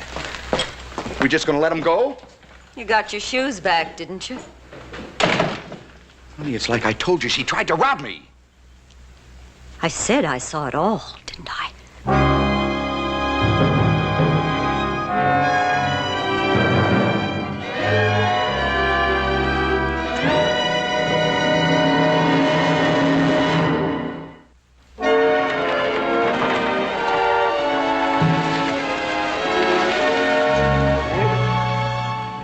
Anybody interested in a $50,000 load of firewood? I'd be interested in your keeping quiet about it. Any trouble? Not a bit. No. Well, there's apt to be. If those outlaws are still around, they find out how we get on the payroll across the Ponderosa. Now we got to figure out something different for next week. Listen, Adam, Little Joe had a real good idea. Here's what we're going to do. He's going to put on a beard, see? And then we're going to get in the covered wagon and come out here like we're looking for land. Yeah, see, then we put him in a real nice bonnet and a print dress. Mm-hmm. How did I ever get tangled up with you two? You're just plain lucky, older brother. Well, here it is.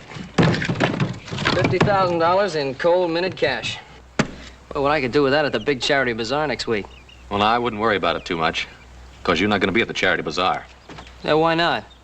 You'll be right here on one of these payroll wagons. You get in trouble there, it'll be constructive trouble. You get in trouble in town, it'll be just plain trouble. Hey, Pa, Adam says I can't go to the bazaar. That's right, son. But neither can Adam.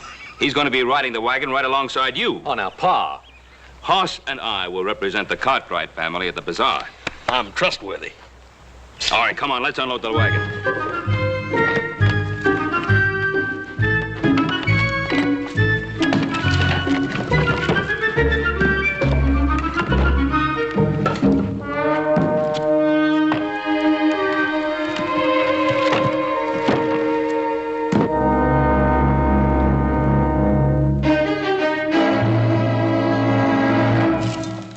Why don't you listen to me? Because I don't like it. It wouldn't hurt to listen, Spence. Can't be no worse off than we are now. All right, so you found out how it's done.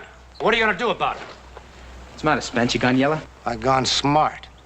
I'm going to wait for the right time. These nags of ours ain't had a bait of oats in a month. What are you going to do? Get these horses of ours ready by next Wednesday? I'm going to buy fresh horses. With what? Money. Money out of the safe in Harvey Buford's store. With half of Virginia City looking over your shoulder. It won't be. I take time to think things out. Now listen, there's a bazaar starting up in a couple of days. Everything shuts down except the saloons. Nah. Be good to have some money to go on, Spence. No. Why? Because you didn't think of it? Because I don't want no part of a cheap two-bit holdup. I came here after big money, and that's what I'm going to get. I told you before, boy. You think too small. You've been living on egg money too long. We're gonna do things my way this time, Spence. What's the little boy trying to do? Grow up to man size?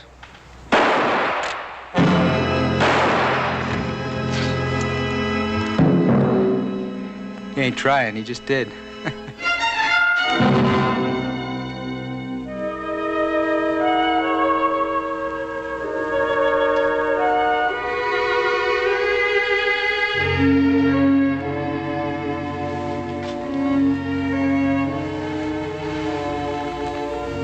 Clay, it's getting dark out. It's time to wake up. I'm awake. Come here.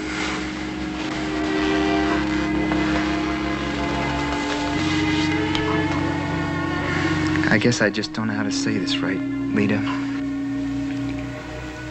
But there in Buford's store, when he accused you, I knew it then. I can't stand to see you face it alone anymore. I can't stand to be alone.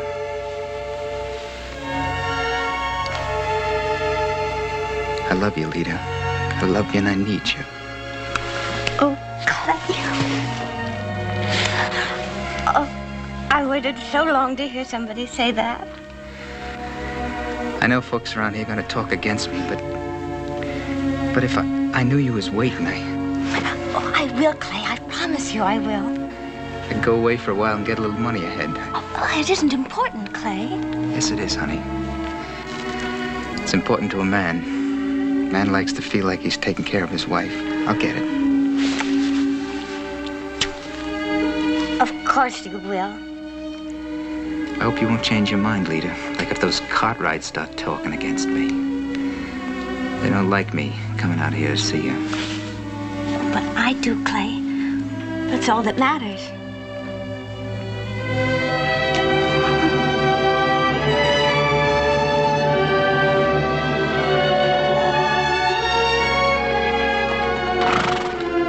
Anybody home?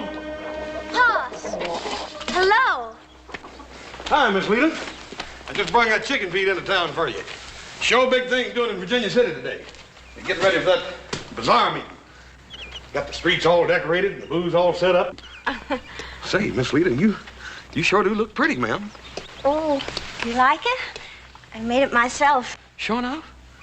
Well, it's mighty pretty, ma'am. It's the first time I ever tried. Really?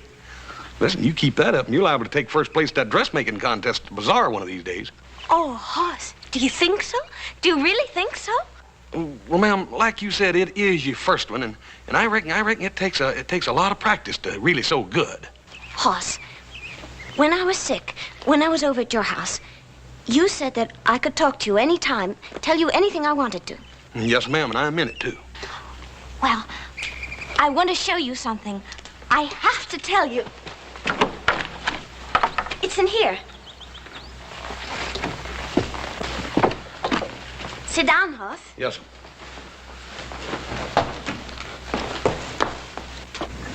Now close your eyes. yes, ma'am.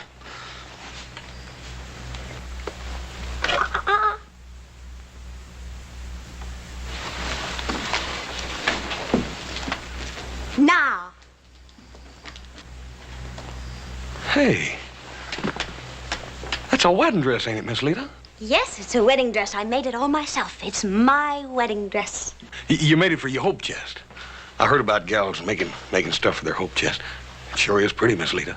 I'm going to enter it in the contest, Hoss, and I'm going to be married in it, in the best church in Virginia City. And I'm going to walk down the main street of that town and let everybody look at me, and I'll be so proud, and everybody will say, there goes Mrs. Clay Retton.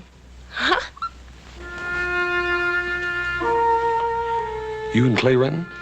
He asked me, Hoss. I wasn't supposed to say nothing, but I've been just bursting inside with wanting to tell somebody about it. Clay's gonna get a job, a real fine job. Yes, ma'am. It ain't like I hadn't known him for a long time. No. I know he's had trouble, but then so have I.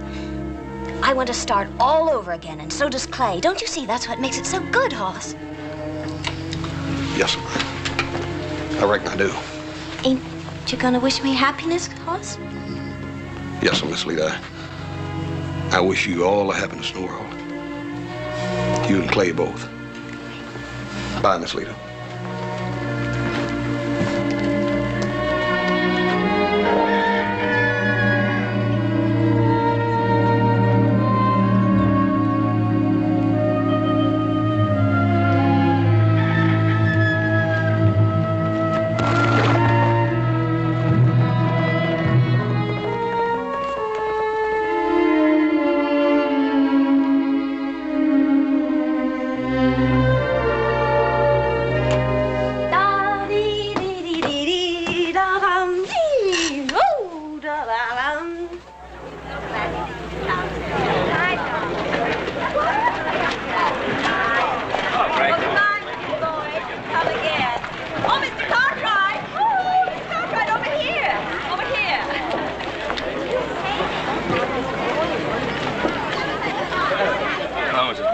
Looks like your bazaar is going to be a great success. Well, I've worked very hard at it. I'm sure you have. Nice to see you. Oh, Mr. Cartwright, I want to thank you for your generous contribution. Oh, not at all, not at all.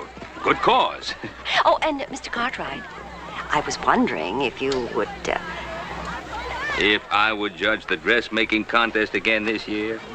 No, Mr. Buford, never, never again. You ladies take this way too serious for me. But thank you very much for asking. Much obliged. Goodbye. Bye, ma'am. Goodbye. Look, let's get over to the last dollar, see what the boys are up to, eh? Oh, don't you think it's a little bit early to start celebrating? Early? What, for a couple of young bucks like us?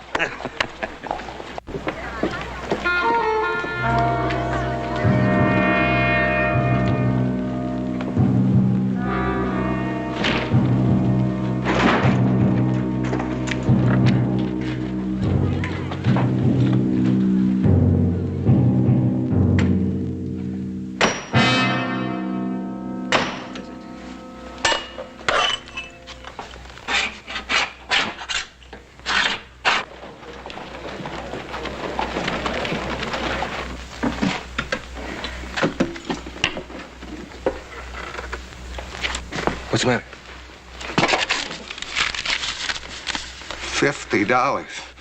A lousy $50. There should be more. I thought there'd be more. You thought. We risk getting our necks stretched for $50. Take it easy. I'll figure out something.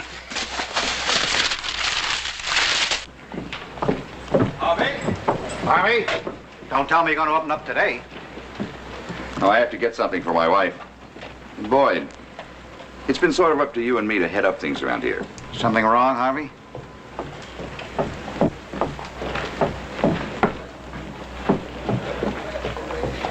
Well, what do you think we ought to do, Harvey?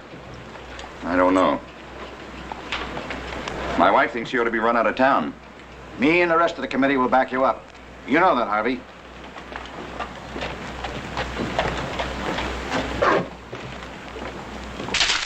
Spence was right about you. You do think small.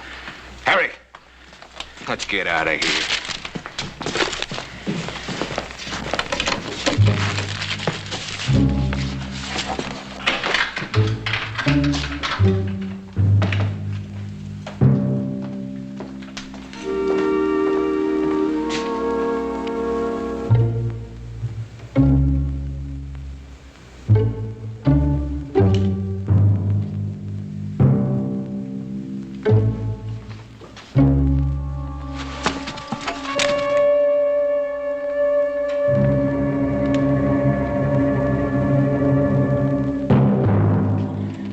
Renton.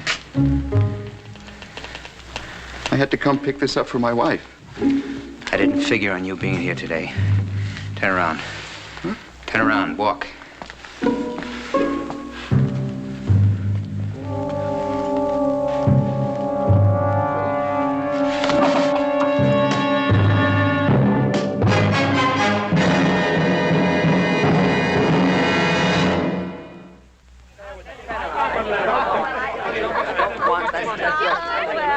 Mrs. Buford?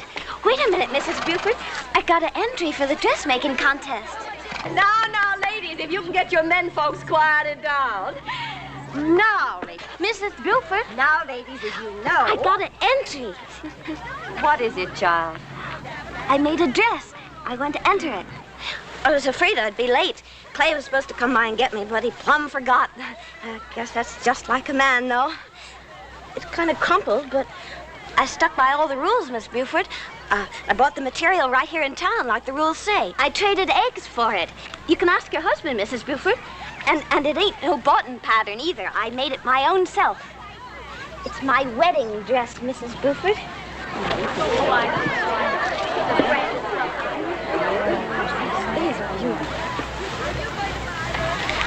I guess that was just an accident, Mrs. Buford. I guess you just couldn't help it. I said I want to enter my wedding dress in the contest. The entries are closed. To everybody, Mrs. Buford, or just to me? If you had been on time, I would have been glad to accept your entry. You're a liar, Mrs. Buford, and everybody here knows it.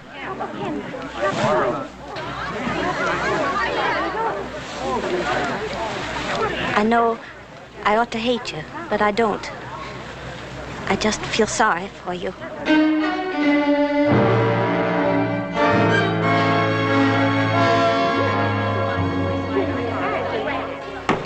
Yeah, it's really nice. I wish the boys could be here with us. Yeah, did you see the expression on old Adam's face when you told him he couldn't come?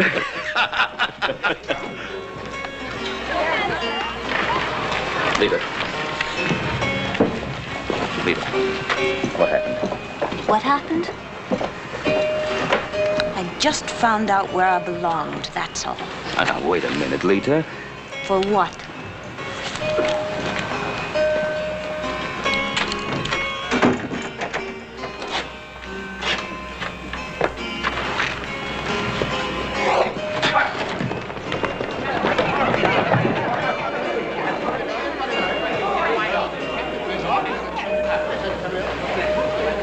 Clay Renton. Get a doctor, somebody. Boss. Find Adam and Little Joe.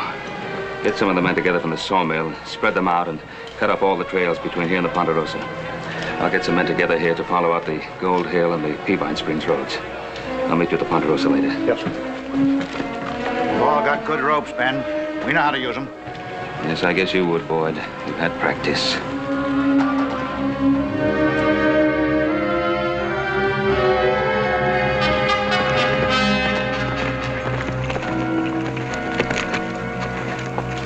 How are things in town?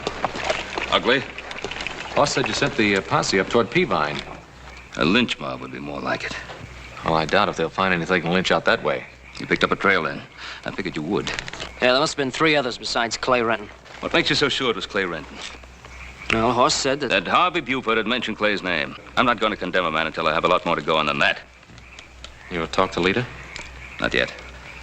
We found where 4 men had been camped. It looked like they'd been there for some time. Followed a trail up along Manzanita Ridge, and we ran out of daylight. Headed up to the lake then, huh? Well, 3 of them are, anyway.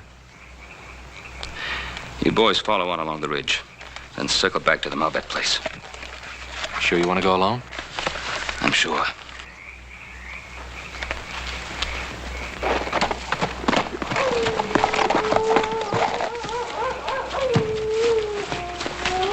Well, I guess we lost him. I doubt it. I wouldn't do that, boys. Just leave them pea shooters right where they are and be sensible about this. It was Clay Renton that beat up that storekeeper. I swear it was. The safe was robbed. You got the money with you? You know what was in that safe? $50. That's what was in it. Cartwright, listen to me. Let me explain it. Oh, you'll have all kinds of time to explain. What do you want to do with him, Adam? I'll take him back to town where there's a jail to hold him. And we'll swing back around Lita's place like Pa told us. $50. Was it worth it, boys?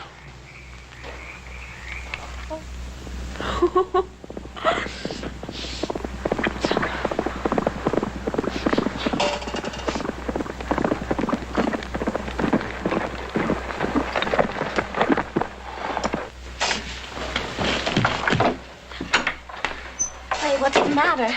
We came riding in here just now like something had happened. I used to see my own father and brother ride in here like that. I felt bad about not being here to take you to the bazaar like I promised. I just wanted to see you and explain. Maybe I rode a little too hard. Clay, I heard about it. Everybody did. About what? Harvey Buford.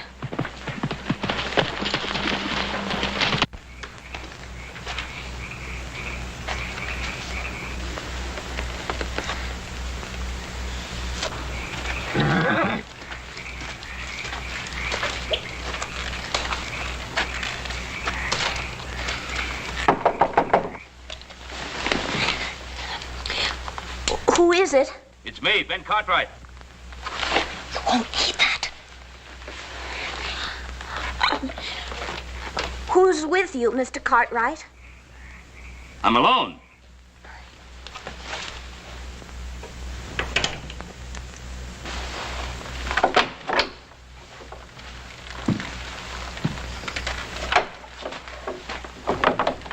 Oh, I came here because I'd like to talk to you, Lita, about Clay. You've already made up your mind about him, haven't you? No, I haven't made up my mind about Yes, anything. you have. All of you have. Somebody gives Harvey Buford the beating he's always deserved, and everybody blames Clay. Clay wasn't even in town. Well, if Clay wasn't in town, he can prove that, then there's nothing to worry about. But he'll have to prove it, won't he? Well, shouldn't he?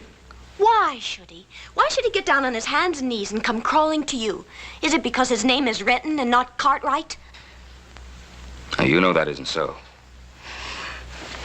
Why is everybody getting so excited? Every day a man gets a beating in Virginia City and nobody turns a head. Lita, this is more than a beating. Harvey Buford's store was robbed. Harvey Buford is dead. Can you understand what I said? A man has been killed. My father and my brother were killed too, and I know who did it. A whole town full of your kind of people is guilty of that crime. Why don't you go knock on their doors in the middle of the night? Clay Renton is suspected of murder. Clay is not guilty. If you're so sure of that, then what are we fighting about? He's all alone against all the rest of you, and I know how that feels. I know you do. And I want to help you. I can't turn against him, Mr. Cartwright, not when he needs me most. I'm not asking you to turn against him. I'm asking you not to turn against yourself. What is it you want of me? If Clay comes here, don't get into trouble by trying to protect him.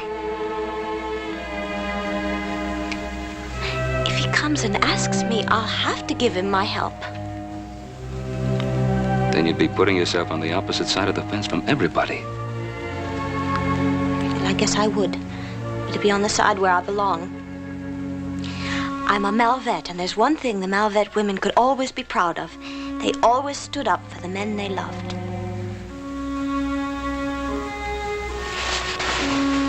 Thank you for helping me find my own place, Mr. Cartwright.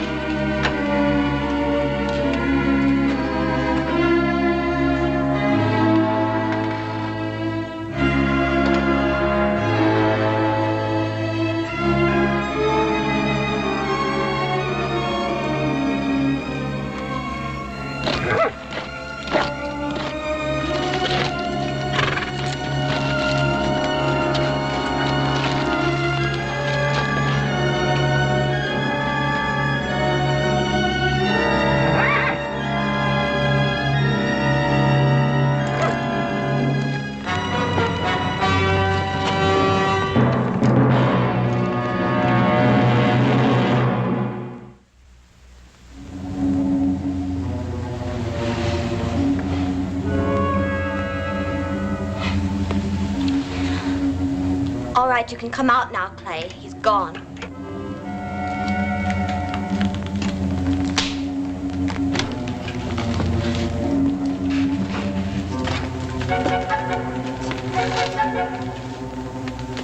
Yeah, I guess he has.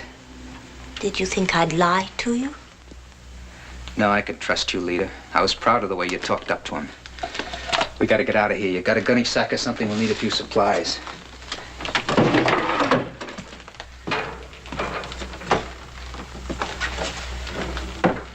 Here, start filling up. I'll keep an eye on the window. I didn't know Harvey Buford was dead. He got what he deserved. I think of him putting his hands on you. Mr. Cartwright said the store was robbed. I heard him say that. Did you hear him say it, or did you already know it? How could I know it? I told you I wasn't in town, didn't I? Throw some grub in that sack. We got a long, hard ride ahead of us. What are we running from, Clay? That's a fine question coming from you. You heard old man Cartwright, didn't you? He's already made up his mind I'm guilty. But if you're not... Well, what difference does that make in this town? You think they'd listen to me or you? Honey, look, don't you know how I've dreamed about this, you and me, getting a fresh start? We can't do it here. They won't give us a chance. Hurry up now.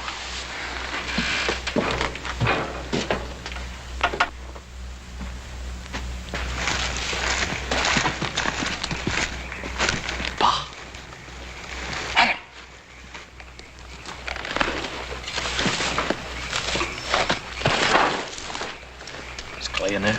Yeah. His horse is back there. We caught the other three, took them back to town. There's no doubt about Clay's being guilty, pal. Oh, I guess I knew it all along. So's the rest of the town now. Does anybody know where you were headed? Well, it wouldn't be very hard to figure out, would it? We've got to get Clay out of there before that mob gets here. We'll have another lynching on our hands. Well, hossing old Joe around back. We could rush him. No, we can't. Lita's in there with him. Clay, I have to know the truth. Did you rob Buford's store? Why don't you stop deviling me about it? You didn't answer me. You gotta tell me the truth. Did you rob Buford's store? Did you steal that pair of shoes?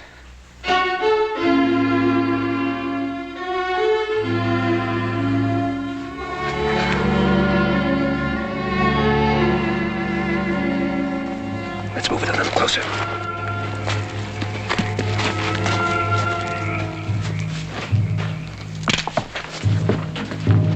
Somebody out there.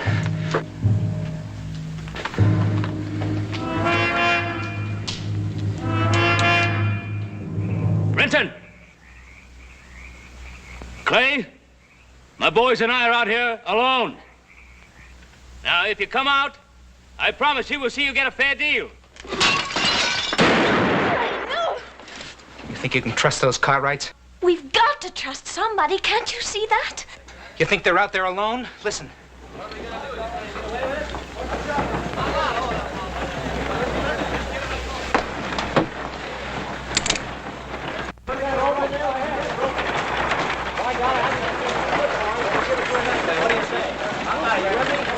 Wait a minute, listen to me. The girl's in there with them. We want her too, Cartwright.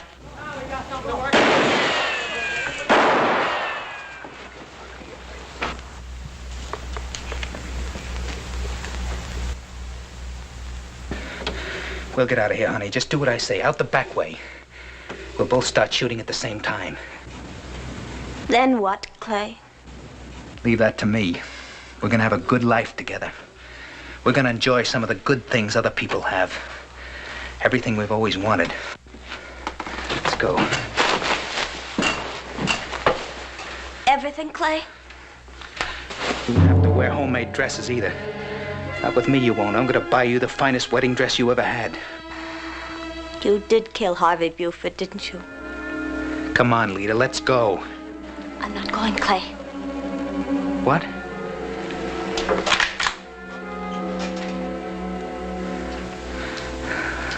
You couldn't turn on me, Lita. Now put away that gun.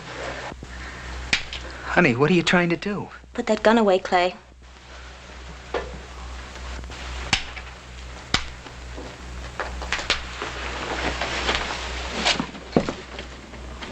Mr. Cartwright?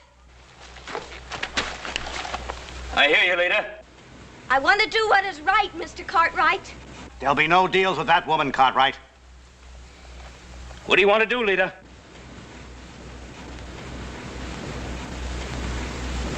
If I bring Clay out without his gun, will you promise me that he won't be lynched? I promise, Lita. How do you expect to keep that promise, Cartwright? You'll have to shoot me in the back to make me break it.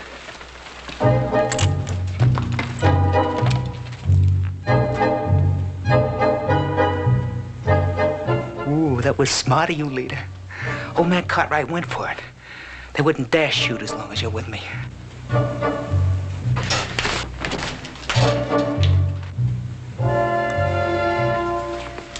Look, I'll put the gun in my boot, huh?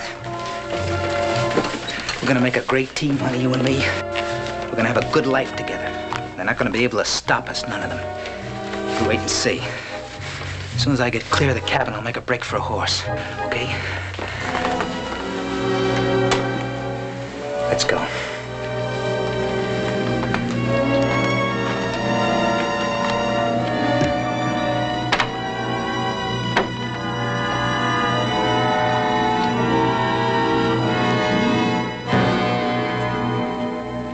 Lita kept her end of the bargain. I'll use my gun if I have to.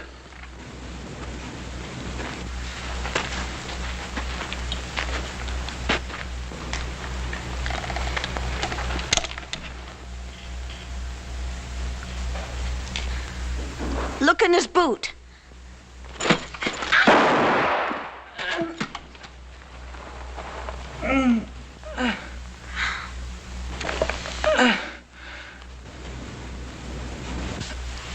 I would have got one of those payrolls away from you, Cartwright. I had it all figured out. That's what I was after. Just one big one.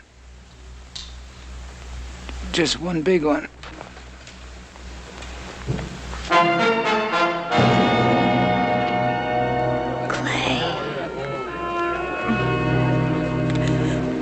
You had a chance at something much bigger than a payroll.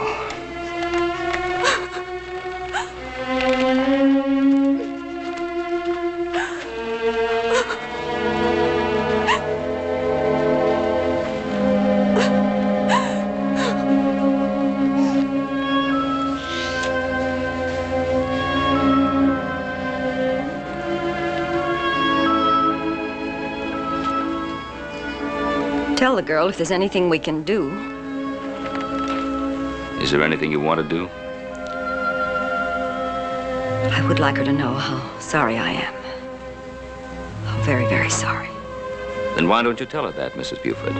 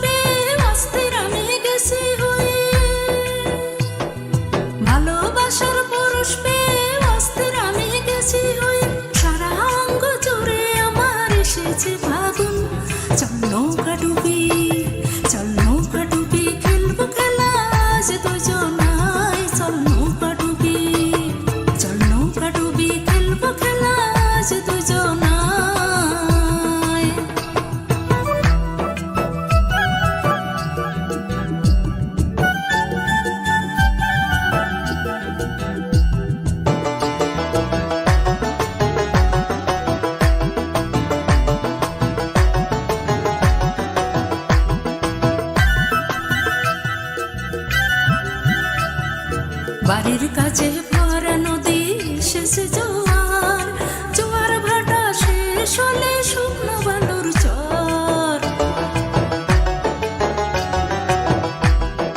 বাড়ির কাছে ভরা নদী শেষে জোয়ার জোয়ার ভাটা শেষ হলে শুকনো বালুর চর ঢেউয়ের তালে তুলতে চলে আমার নাই চার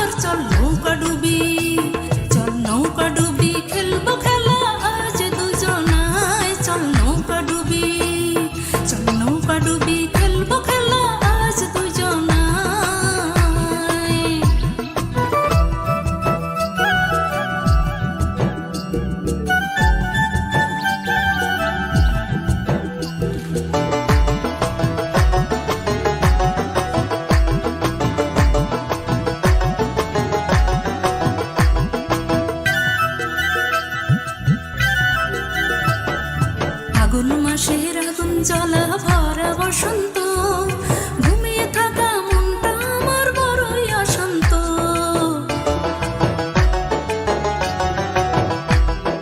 ফাগুন মাসের আগুন জ্বলা ভরা বসন্ত ঘুমিয়ে থাকা মনটা আমার বড়ই অশান্ত প্রেমের গাঙে সাঁতার কাটলে হাতটা আমার ধর চল নৌকা ডুবি চল নৌকা ডুবি খেলবো খেলা আজ দুজনাই চল নৌকা ডুবি চল নৌকা ডুবি খেলবো খেলা আজ দুজনাই ভালোবাসার